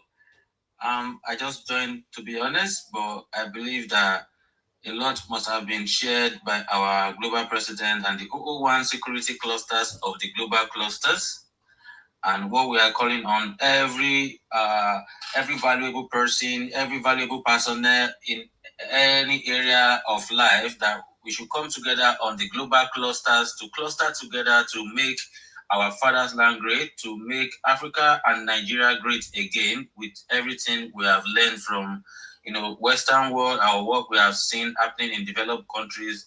We should also bring it back to our country, Nigeria, and we should take part on the business summit of the global cluster that is happening in Turkey this November. It's a no-brainer for anyone that has the opportunity to be there not to take part in this. And the global cluster is the platform where every Nigerian should be right now. If anyone is not on the premium service, you are able to join us on the Spark Ops. The Spark Ops, which is free. Everyone is able to create an account and create their hub, share information, and also learn. There are courses on the Spark Ops that people will be able to learn for free. I'm sure our 001 security cluster of the global cluster will also be uploading the course you just mentioned there about the security, because we lack a lot of security in Nigeria as a country, and we need to educate all our security personnel so that they can do their job right, save more lives, not scaring lives away, and not tormenting people that they're supposed to be protecting. And the most important thing is to train and retrain. There is no error in learning more. Nobody knows everything. Also, it's good to learn more every day. No matter your post, no matter your situation, it's better to learn every day, and also to empower people around you. If you take care of your mind, take care of yourself, you'll be able to take care of people around you. And that is what we are sharing on the Global Clusters platform. I am the 002 certificate revolution of the Global Cluster, where we are saying your certificate, which you sabi do, is your stability, certificate over certificate. Making sure we all have a practical skill that is going to help our community. We should have a practical skills passed on to our youth, not just going to the forward of the school to just go and learn something that they will not use to, benefit themselves or empower themselves just for certificate purposes. We are saying, let's come on the Global Cluster Certificate Revolution together, where we can share what we know, our knowledge. We can show what we know how to do, and see how what we know how to do can help our community. And we need volunteers. You can see what our 001 security cluster is doing here on every Saturday. I know it's not easy. Everybody has a busy schedule, but we are saying, let us join these giants in, evangelizing the global clusters platform to the whole world, because we need this kind of platform. It's a nation building platform. It's not just a social media platform with monetization. It's a nation building platform. Thank you very much. Thank you very much, sir. That will be my submission for now. Thank you so much, Master Genie. See, this is what I'm telling everyone. Look at the people that we've got surrounding us. Look at the people we've got around us. We're not a fly-by-night organization. We're not begging you for money. We're not a revolution. We're not out there to try and overthrow governments. That's not what we're doing. We're here trying to educate people and realign their minds. Right? Remember what His Excellency says every week. Remember, there's a difference between where you are and where you ought to be. Right? Some people think, yes, you know what? I've got money. That's it. That's the be all and end all. Once I've got money, money talks. But does it? Does it? Where are you? Right? And where should you be? You graduated from university, God knows when. And you've got a job that you're not happy in. Is that where you should be? You know where you should be, but are you there? Right? And this is what we're talking about here. Right? We are building a nation of technocrats and people who want to be, right? Business-minded people and people who want to be. Entrepreneurs and people who want to be. Right? Now ask yourself, where are you? Where should you be? Right? And once you know where you should be, how do you get there? And what are you doing to get there? I've been a security professional for at least almost 3 decades. Right? Almost 3 decades I've been a security professional. Right? And I've always loved being a security professional, but I am not where I want to be. Right? Now, the opportunity has come up for me to get to where I should be. Right? And I've embraced it with both hands. Are you doing the same? That is my question to you. Are you doing the same? Right? You know, let's not sugarcoat this. Right? And I am begging everybody, let us not sugarcoat this. Right? We have an opportunity. And one of the things I learned, especially from schooling in Nigeria, and there's a very, very well-known quote that a lot of schools use, and that is opportunity cost. That is, opportunity comes but once. Once lost, never regained. Right? We now have another opportunity to gain something big, right? To benefit from something big, right? And to learn from something big. My question to you is, are you ready? Will you take it? And if you take it, are you going to run with it? And if you run with it, are you going to share it?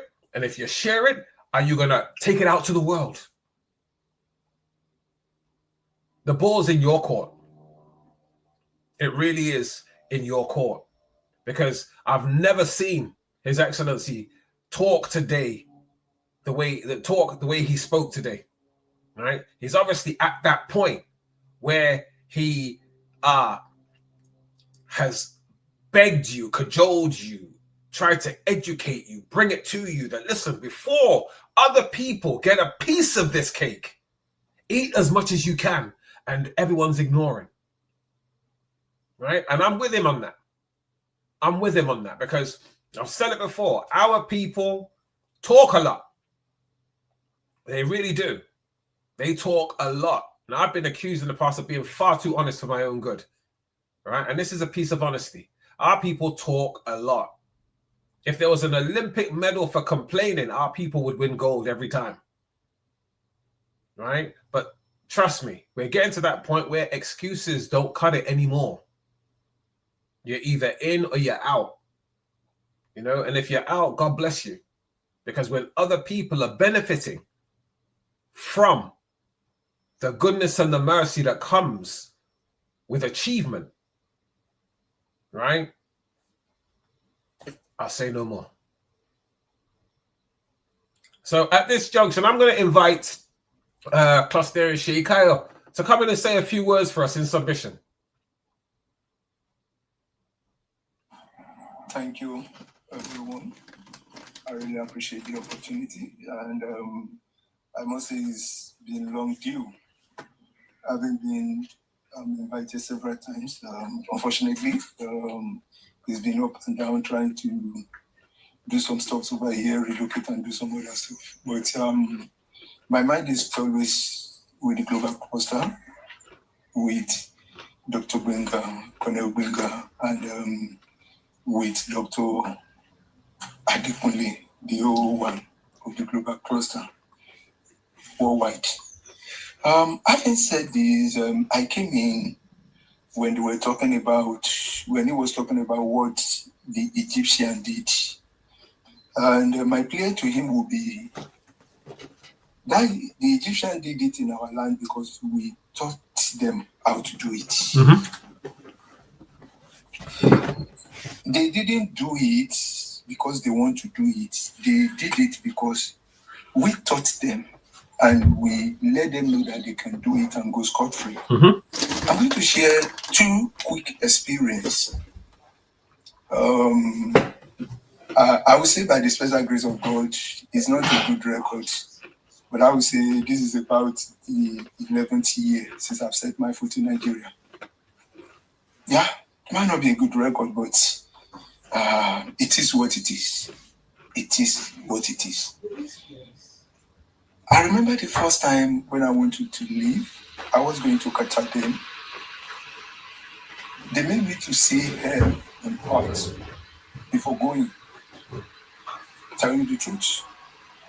It was so bad, even when I was going for a 5 years visa, that I'm not even planning to come immediately within a year. This thing made me to buy a return ticket.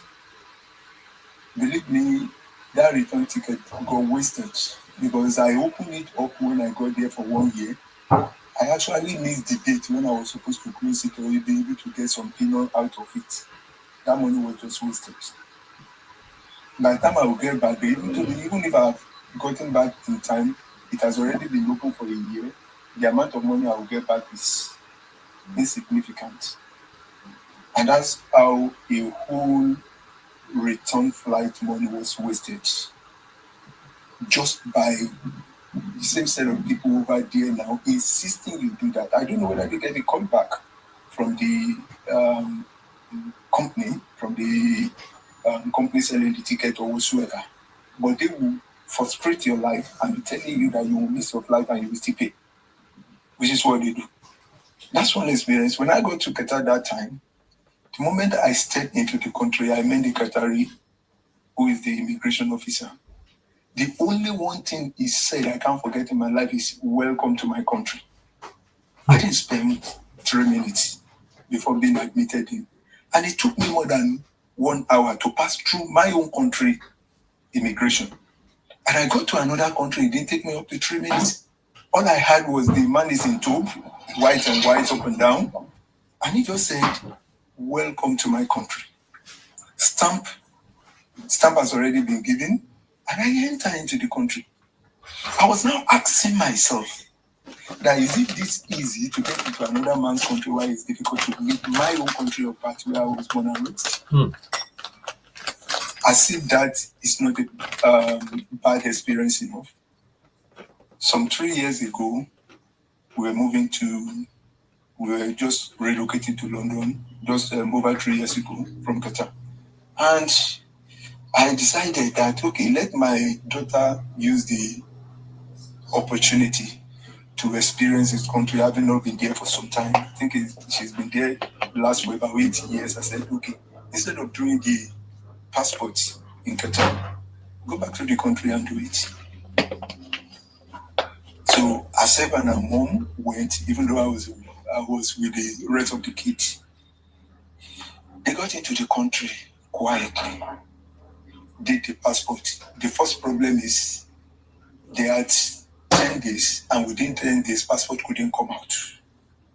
Imagine they start giving us excuses of there is a duplicate passport online. I said, I didn't register anything online. All because they want to collect money. And the one who did the passport said, listen, your kid still have about 3 months on the current passport. Before you get into problem here, take the current passport and leave. When this one is out, it will be mailed to you. Because they were paying for hotel bill and I keep renewing hotel bill. He said, don't waste your time, it might not come. And it was true enough. It came almost 2 months later. Just about the time when we were about to leave for UK. So when they decided to go back,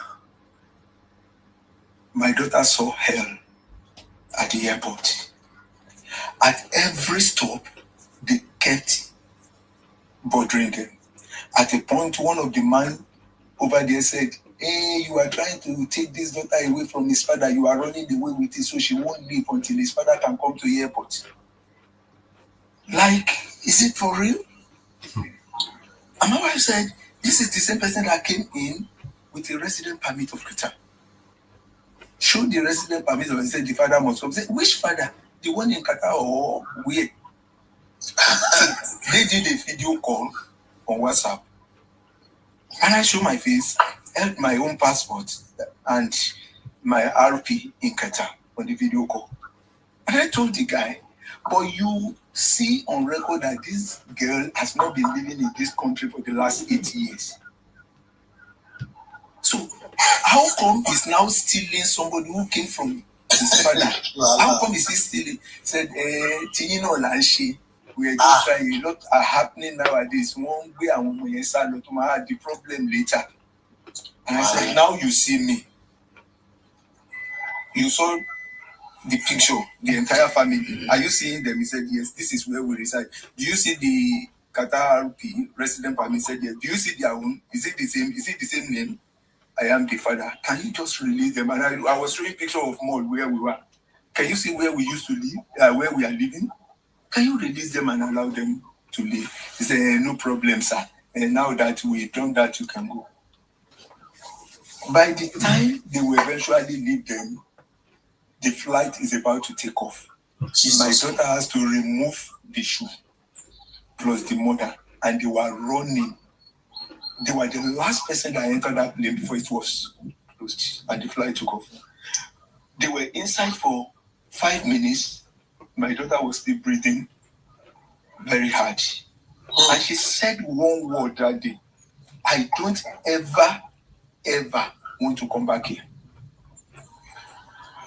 You can see the trauma a teenager was passing through. All in the name of going back to his father's country. I have building in that country that I've never stepped into. Those that were supposed to be the one to inherit those buildings later on are telling me they don't ever want to. I am trying as much as possible to make Yoruba language, not just for to raise money. The program I was doing was not just to raise money. In fact, I was using my own money. You are not raising any money, sir. It's not with the support of the global president, the ambassador, and well-to-do people. One of my ever-present students in that Yoruba class went to Masoyibo and went away with about 500,000. She said, I can send you the link. You will know her. She's part of the people you send money to. Wow. Yeyoge from Ife went to Masoyibo. And she came back and told me, Daddy, I enjoy it. Thank God for how much you've taught us. He said, I only missed one question.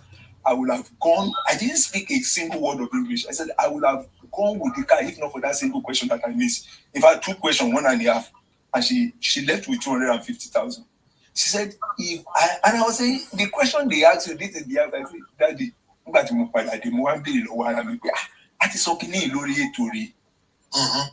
if only I have remembered, she would have been the first person to walk away with the car. This is not anybody who wants to do can go back and check Masoyibo. UCAyoge. She's from Ife. Very pretty woman like this.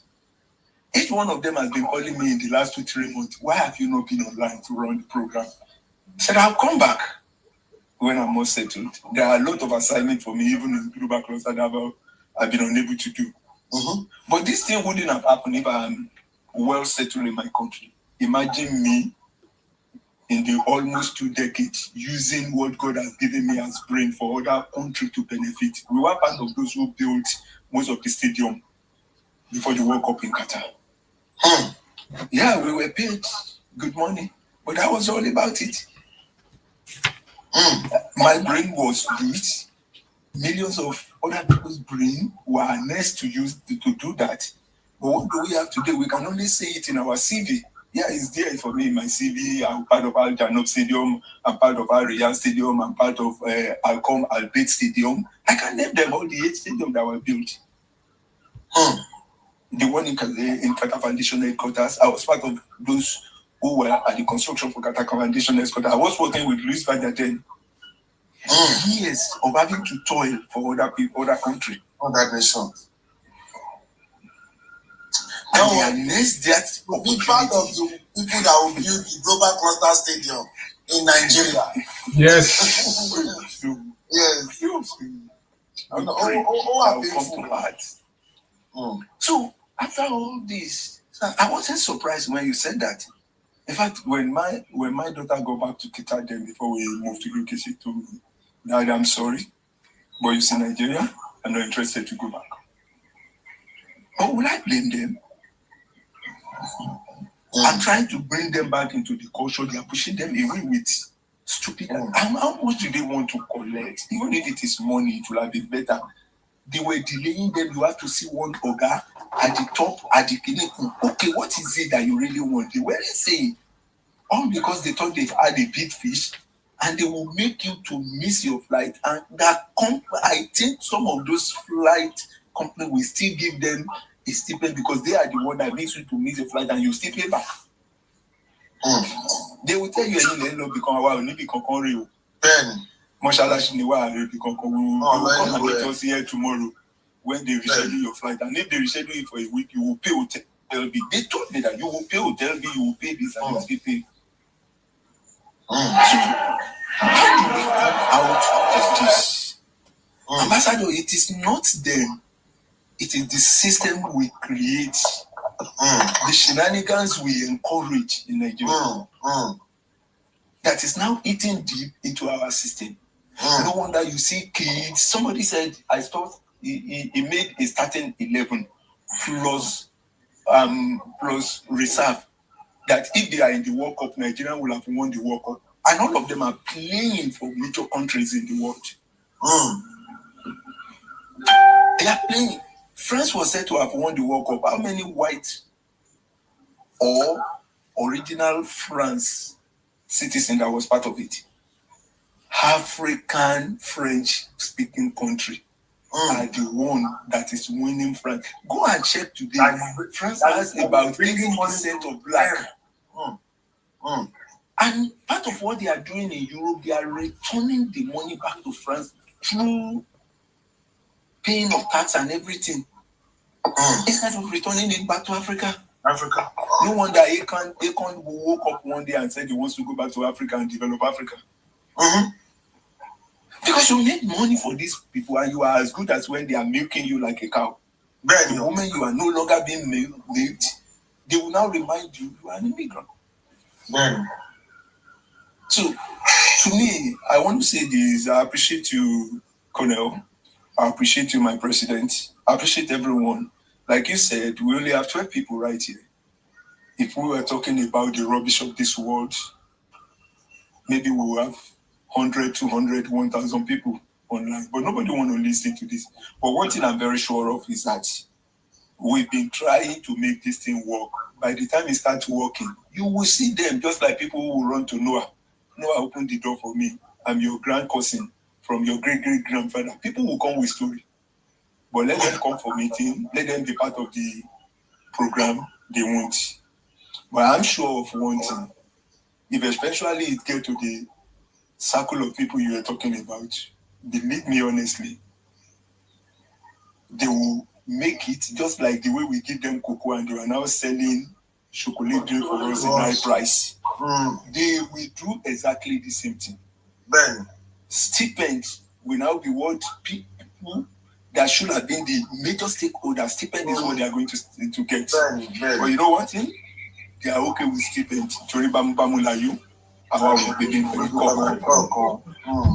But let me round up with this and say, nínú òfin, nínú ọ̀la, mo pàǹdọ̀rọ̀ ó ti dàgbà, nínú pákápáká làwọn ó ti yọjú. Ṣẹ́rẹ́ńtà rò pé kò lè gbàgbọ́ yóò padà wá kọ́lé alárinrin. Kó má kàn kọjá kó tó yí ọ̀pọ̀ nínú àwọn tí à ń bẹ̀bẹ̀ pé kó wá ń sìn. Nítorí ebi máa ń pọmọ ọ̀rẹ́ nìkan. Ọ̀pọ̀lọpọ̀ ìyà ló máa ń jọmọ ọ̀rẹ́ èèyàn. Tọmọ ọ̀rẹ́ nìkan bá ní tọrọ lọ́wọ́, níṣẹ́ lọmọ eléyàn á tún gbà mọ́ sísì tó wà lọ́wọ́ tiẹ̀. Ṣùgbọ́n tí Ọlọ́run bá padà gbé ọmọ ọ̀rẹ́ nìkan dìde, ṣé ẹ rọ́pọ̀lọpọ̀ àwọn tí ò mọ bó ṣe ń sùn tó ṣe ń jí, àwọn ni ó padà wá dọmọ ìyá ẹ̀. Peter. Ẹ̀gbọ́n bàbá tiẹ̀ ara ilé wa ṣùgbọ́n kò ní bá o. Thank you, everyone. I appreciate it. Thank you for the opportunity, sir. Wow. I need you to clap that hand from the system. I need you to press that hand from the system. I need you to press that hand from the system. For everybody listening to me on YouTube, on Facebook, this is Mr. Chikayo is the 001 Global Yoruba Cluster of the Global Clusters, and you can see what his testimony concerning what he's trying to do. Look at what I went through on Thursday. The daughter and the wife has gone through that, and it's a traumatic experience that is pushing our own resources. Only got to study, only got to contribute to his father's land. But look at the parents. He's saying, I have buildings that I feel that these are the people that will inherit, but they say they are not ready to go back. You understand? Please. We're begging everybody.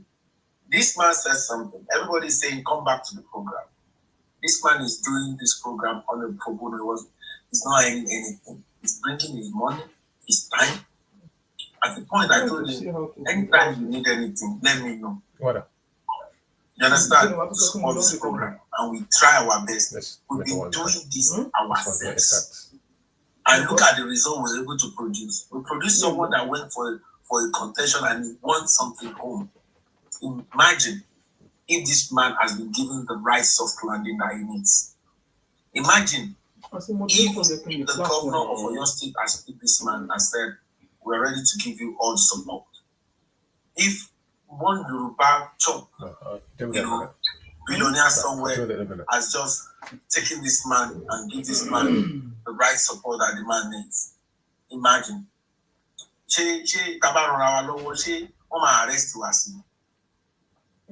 Look at the man's talent. He has used it to build all of the Qatar airports.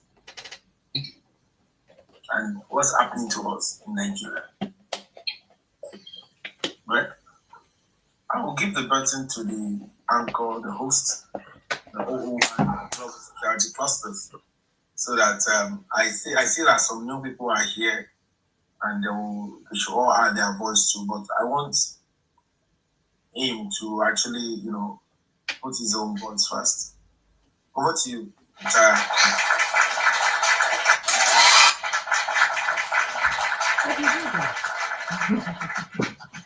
Right. You know what? To say that I am blown away this morning is an understatement. Right. Dr. Shikayo, that was fantastic. Because I was brought up to believe that a bird in the hand is worth two in the bush. Everything that you've said today hit a nerve. It's hit a nerve with me. It's hit a nerve, I'm pretty sure, unless, of course, we don't have thinking people here. It's hit a nerve with a lot of people. I've seen that Clusterian Ferez has just joined us. Welcome on board. It's hit a nerve with a lot of people. Now, I am glad that Dr. Shikayo said something that I said once upon a time, and I was narrowly corrected by His Excellency, but Dr. Shikayo has actually reiterated it now, and I am going to go back to saying it. This global clusters is like Noah's Ark, right? That door will close one day for people who could benefit the most. It's not going to close for people to get in.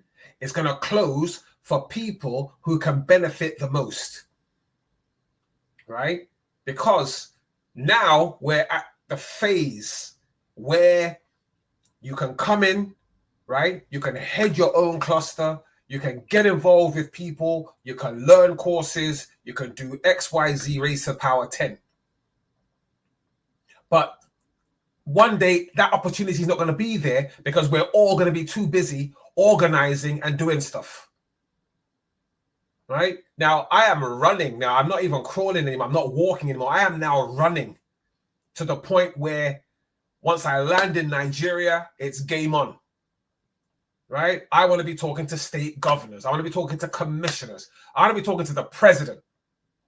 right, about the future, right? I am laying the blueprint for my legacy within the security cluster, right? And this is what people need to understand.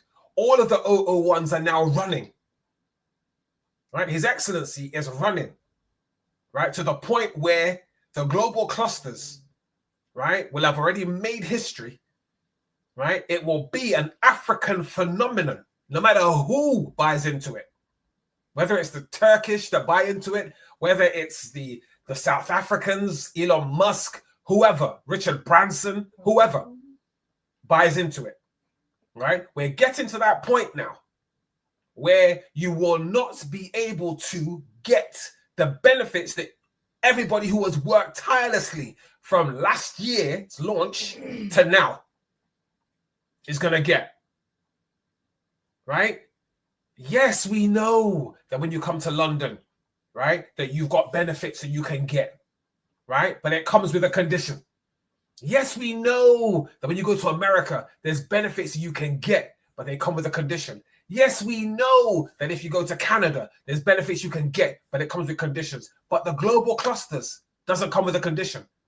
The only condition it comes with is come in with an open mind, right? Come in, be ready to learn. Come in, be ready to share. That's the only condition that comes with the global clusters. And if you haven't seen it thus far, right? If you haven't seen it thus far, we've even gone as far as creating the Spark Hubs, which is free to everybody. Right? It's free to everybody. All you got to do is sign up to it.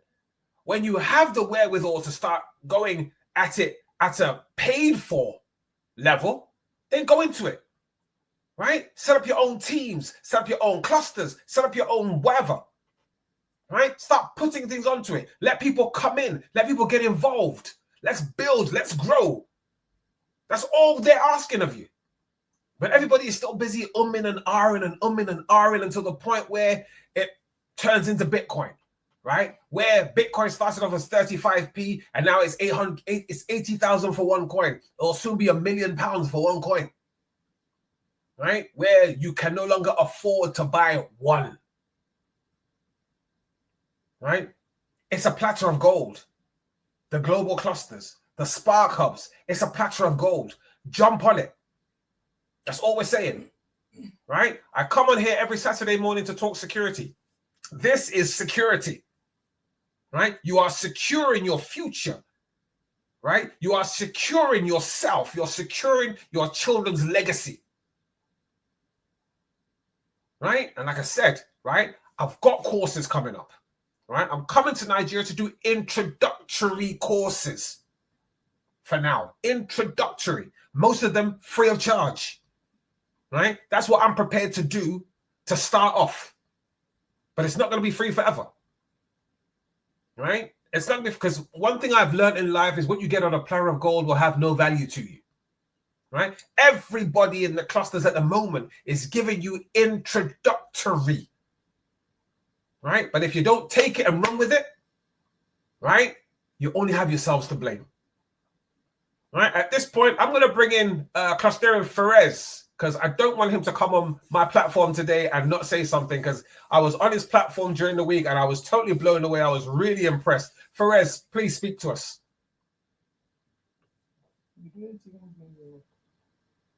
Shisho, are you there?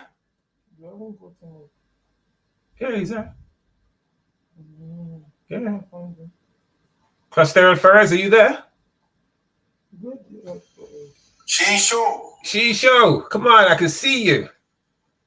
Unmute yourself and talk to us, please, Shisho.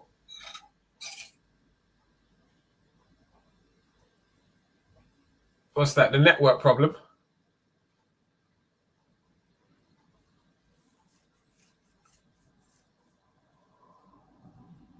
Shisho, are you there?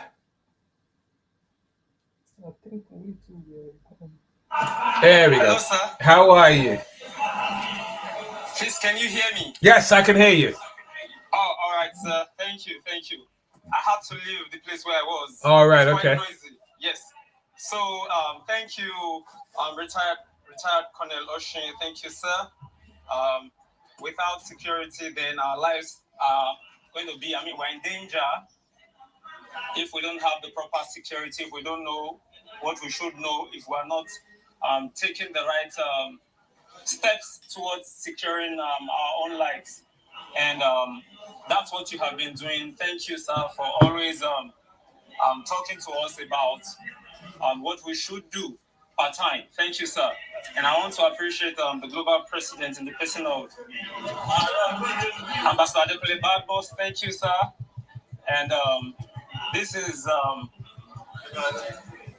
what I want to still.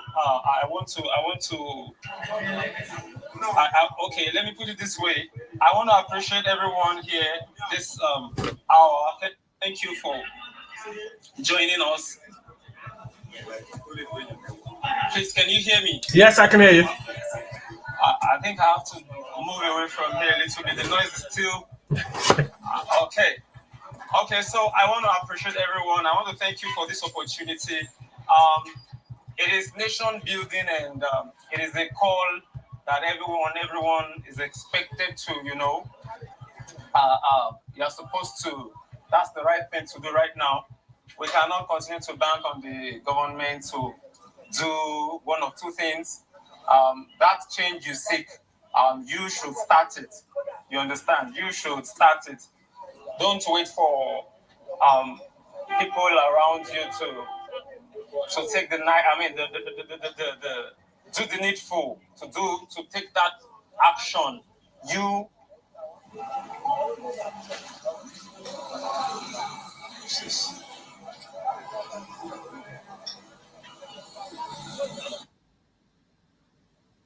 Oh dear, I think he's in a very noisy place, I think. Yes. Just make sure everyone in that place jump into the sparkle. Show, if you're listening, ensure that everyone in where you are right now jump into the sparkle. It's very, very important. I want to urge everybody, the site is there. Share with your friends, create your own sparkle and all of that. Let's have you the 001 Global Security Clusters. Yes, whoa! Today has been absolutely fantastic. I want to thank everybody who showed up for me today. Every single person, removing nobody. Your Excellency, as always, you're most appreciated for the fact that you put me on this path and you supported me right through. You've canvassed for me. You've campaigned for me, and I know that this is the beginning of the beginning and not the beginning of the end. The global clusters is definitely gathering momentum, and as I said earlier on, I can see that there is definitely a light at the end of this tunnel, and it's going to be a fantastically bright light. I'd like to thank Dr. Sheikayo for gracing me with his presence today. And given us some very invaluable insights into security and what is needed and needful. Master Genie, as always, my brother from another mother, you're always there supporting me every week. Sheen Show, Cluster and Ferez, thank you. Thank you, and thank you for your continued support and the respect that you show my way. I want to thank Cluster and Tennyson, my able CTO who always makes sure that my StreamYard is up and running and helps with a lot of my media. Thank you so much, sir. You are most recognized and most appreciated. Grace to Grace, what would I do without you? Thank you so much for the support and for everything that you do. Everybody that I can't see, but I know that you're here. I'd also like to thank you for being here every Saturday, even if you're just here to listen to what is being said, right? No little is too little, and no little is too much for me, because, we're all learning every day. Like, as I say, when I start this program on a Saturday morning, I'm not just here to talk to you. I'm also here to learn from you, because it is in learning that we develop. It is in learning that we grow.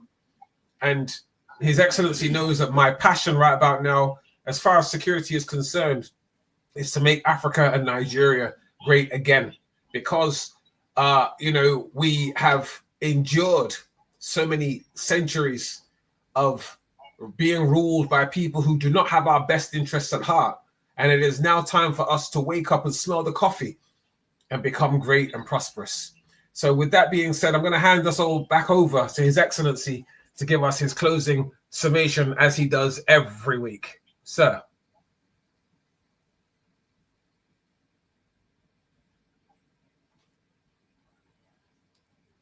Your Excellency? Yes, I'm here. Yeah, if you'd like to round us off with your final submission. All right. My mother's from going to Bangkok with the magic of the global cluster is here to stay, and like I said, we are not here to blow smoke. We're here to do the real deal. I can see. You can go to Google and Google about the global clusters. You can check the security cluster of the global clusters. You can check the certificates. You can check all of the things that we're doing, and we need to take these people out of what they do to sustain themselves and bring them fully into the global cluster to serve humanity. And that is when Pastor Shekai was talking. He didn't want to mention some things. He had to, engage in work. You understand? Because it's the real deal. You know what the bill is like abroad. You understand? But if we have meaningful Nigerians coming up supporting this, just say, this Yoruba, I want to support it. This security, I want to support it. This certificate, I want to support it. I've been able to secure 4 landed property for certificate revolution, looking for funding to build the certificate school. Yoruba cluster is supposed to be supplying us teachers. You understand? That will teach in Yoruba, that will teach engineering in Yoruba. You understand? There will be courses like security, how to teach the right security and all of those things in the certificate school. So everything is interwoven. Everything is interwoven. And we need the right support. Most importantly, today is about security revolution. And you can see we need volunteers for this movement. This security movement, we need volunteers. We need every Saturday, 9:30, the Colonel Michael Gbenga Oshin is coming here. And we need someone that can say, come and head my security company, come and do this, and so that we can settle him down in the Federal Republic of Nigeria. You understand?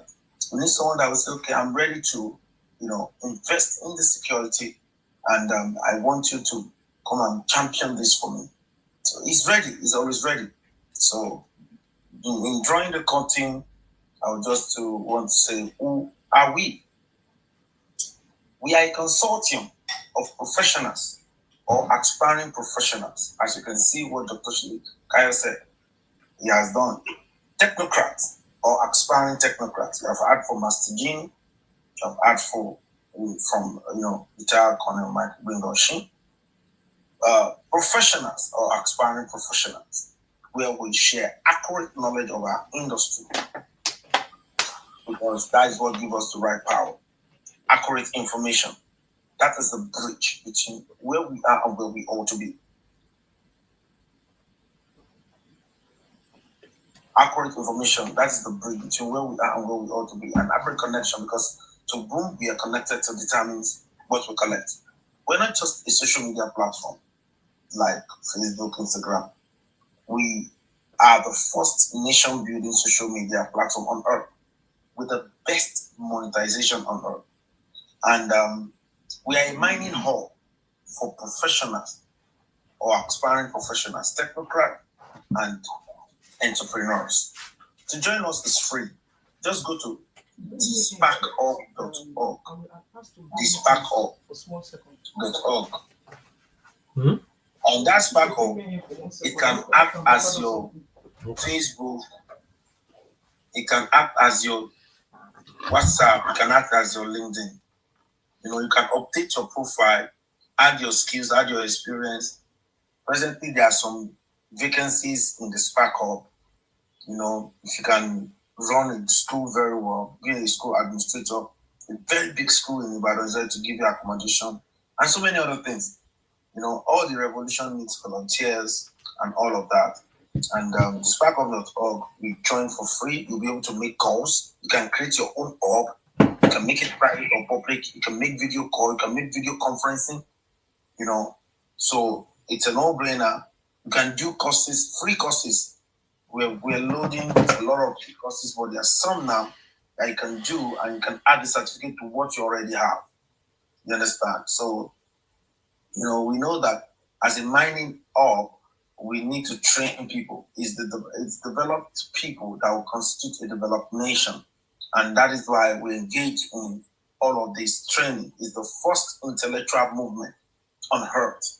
And we equally seek investors that will come and say, oh, this thing must not die. This thing must move. People are stand up and they've started spending their time and money and everything, and they want to join. There are a lot of clusters that are equally doing well, like the project ARE, headed by Dr. Shin Makinde. You know, there are estates that are going for pro bono instead of 30 million, 15 million. You can do farming for as low as 200,000. You can do it for somebody, and the person will be making money every 3 months. Rent a plot of land for 100,000, farm management 100,000, and you start making money every 3 months. That can happen. And you can buy outrightly the ARE farmland for 2.5 million. By December 1, it's changing to 3.5. So take advantage of what we're seeing right now. A lot of people are jumping into it right away. So the remedy X, the energy opportunity, all clusterians, get people that are into energy, get them involved right now. Be the one to introduce you to somebody. You will make something transgenerational from it. Having said that, I want to appreciate everyone. I've made my intention known. We're now all out to get the foreign partners into the global cluster. So, like now that we are all out, we are not leaving no stone unturned. You know, if Nigerians still want to come in, fine. If you don't want to come in, okay. We appreciate you, but the first nation building social media platform is to the world, and we're leaving no stone unturned. Thank you. To reach out to us, you can go to www.thesparkup.org for the free version. For the premium membership, just 61,000 naira, and that comes with a value of you doing a data data analysis that costs more than 700,000 for free. It's just 61,000. Come with certifying nursing assistant, social health worker, and so many other courses that you can take for free from the London to Career Institute. So, okay, quick question. Over to you, Grace to Grace. Good morning. Good afternoon, sorry. Good afternoon. Yes, ma'am. Thank you so much, Ambassador, our overall Ambassador Adekunle Badmus. We thank you. We thank God for your life. You've been there for us from the beginning, and we will never ever be found wanting. Amen. Just a quick question. I won't take your time. Thank you for everyone that has spoken. I just want you to make something clear, which wasn't really clear to me in the beginning, and I'm not sure if I'm the only one. So just in case, because I had an intention of calling you later, but I've now decided that no, it's better for me to ask it on the platform now, so that in case there's anybody that doesn't understand, that's confused about the question that I'm about to ask, so that they can benefit from it not only now, but maybe later when they are watching the program as well. With the sponsor, can you make it clear to everyone in what capacity can people sponsor? I know you mentioned different departments.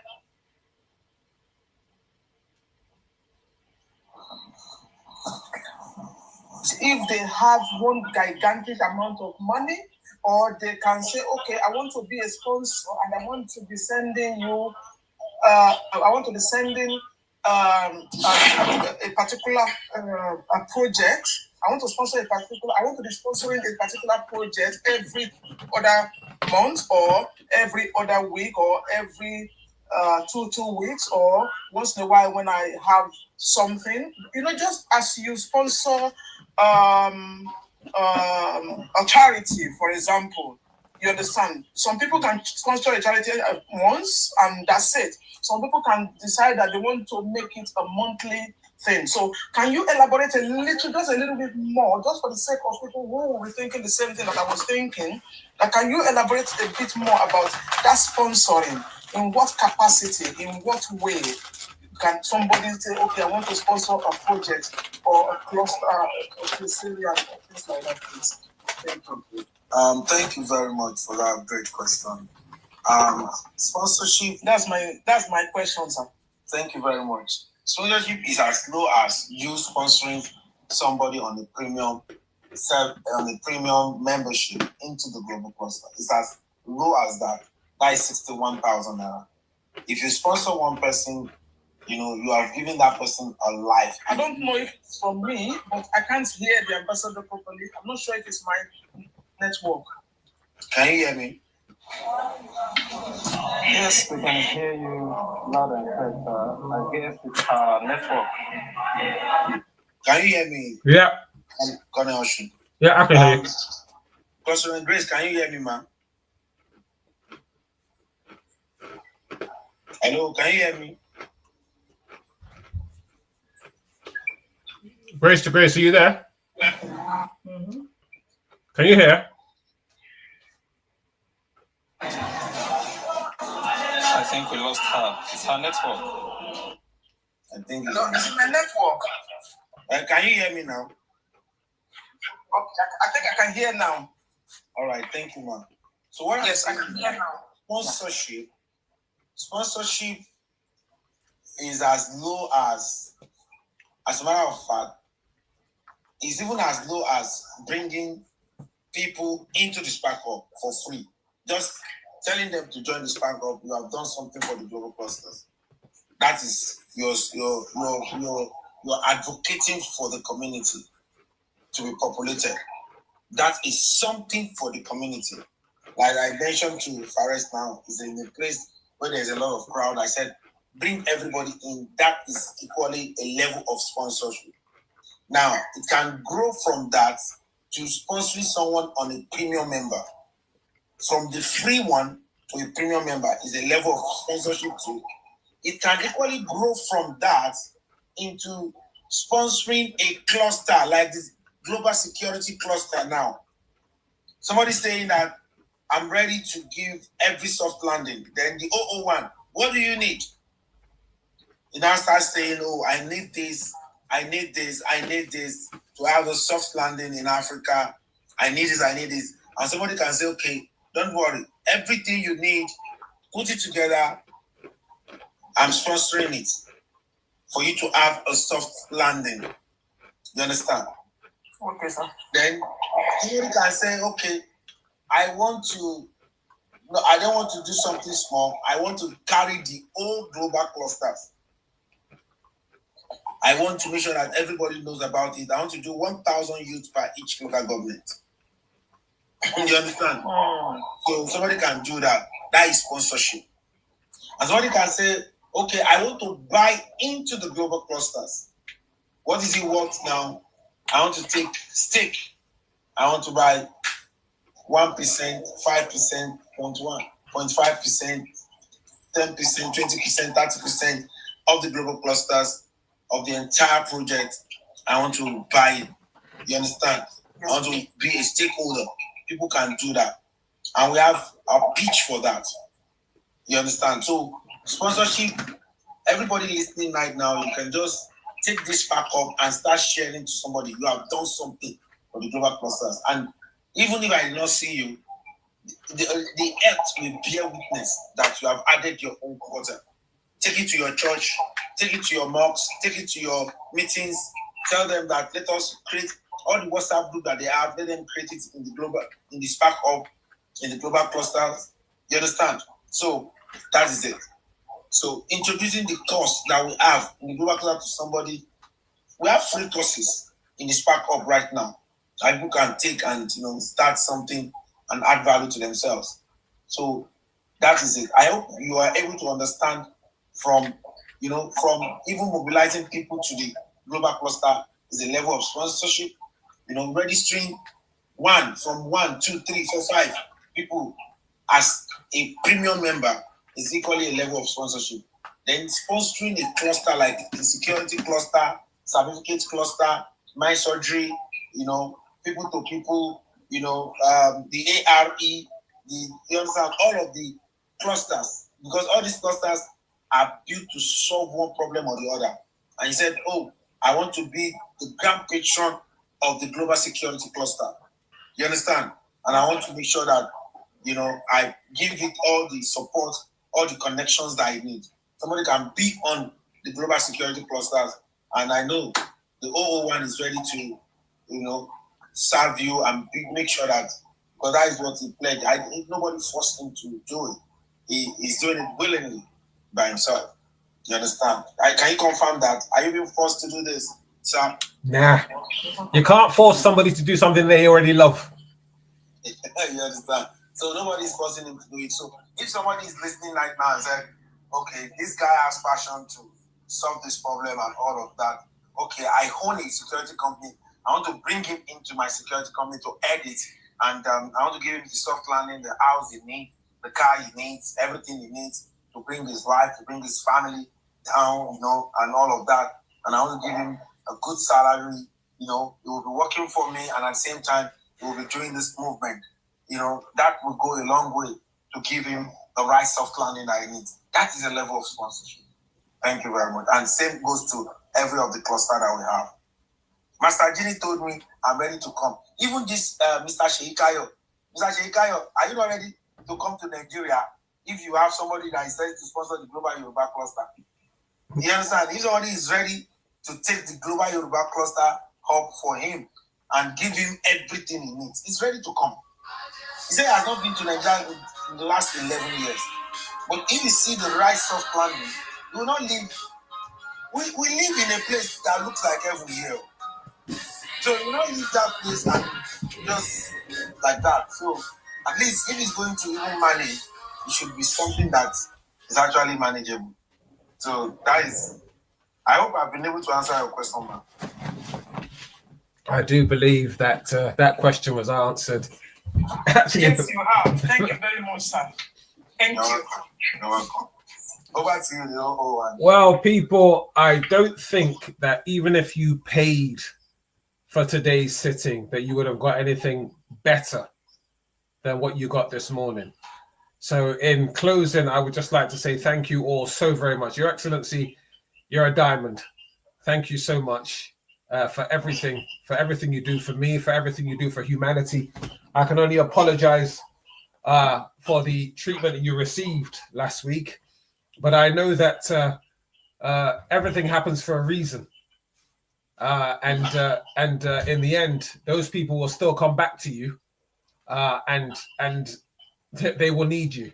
So, we are who we are. We are the global clusters, and we're here to stay. So with that being said, you've all heard from everybody, and I'd like to bid you all a very, very fantastic weekend. And I'm back here again next Saturday, 9:30 in the morning. His Excellency will be here. Grace the Grace will be here.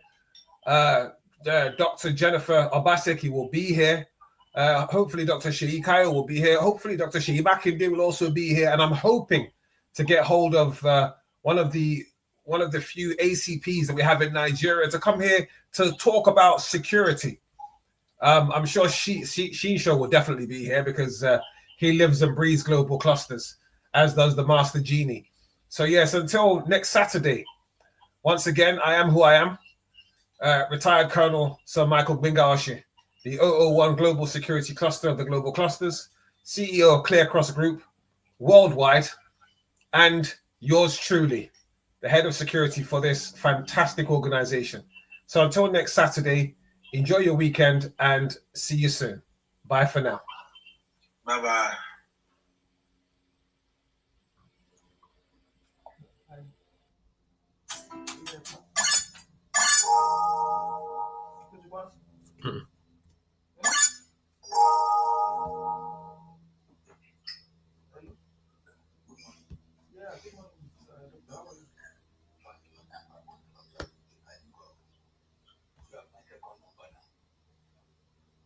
I have both of them.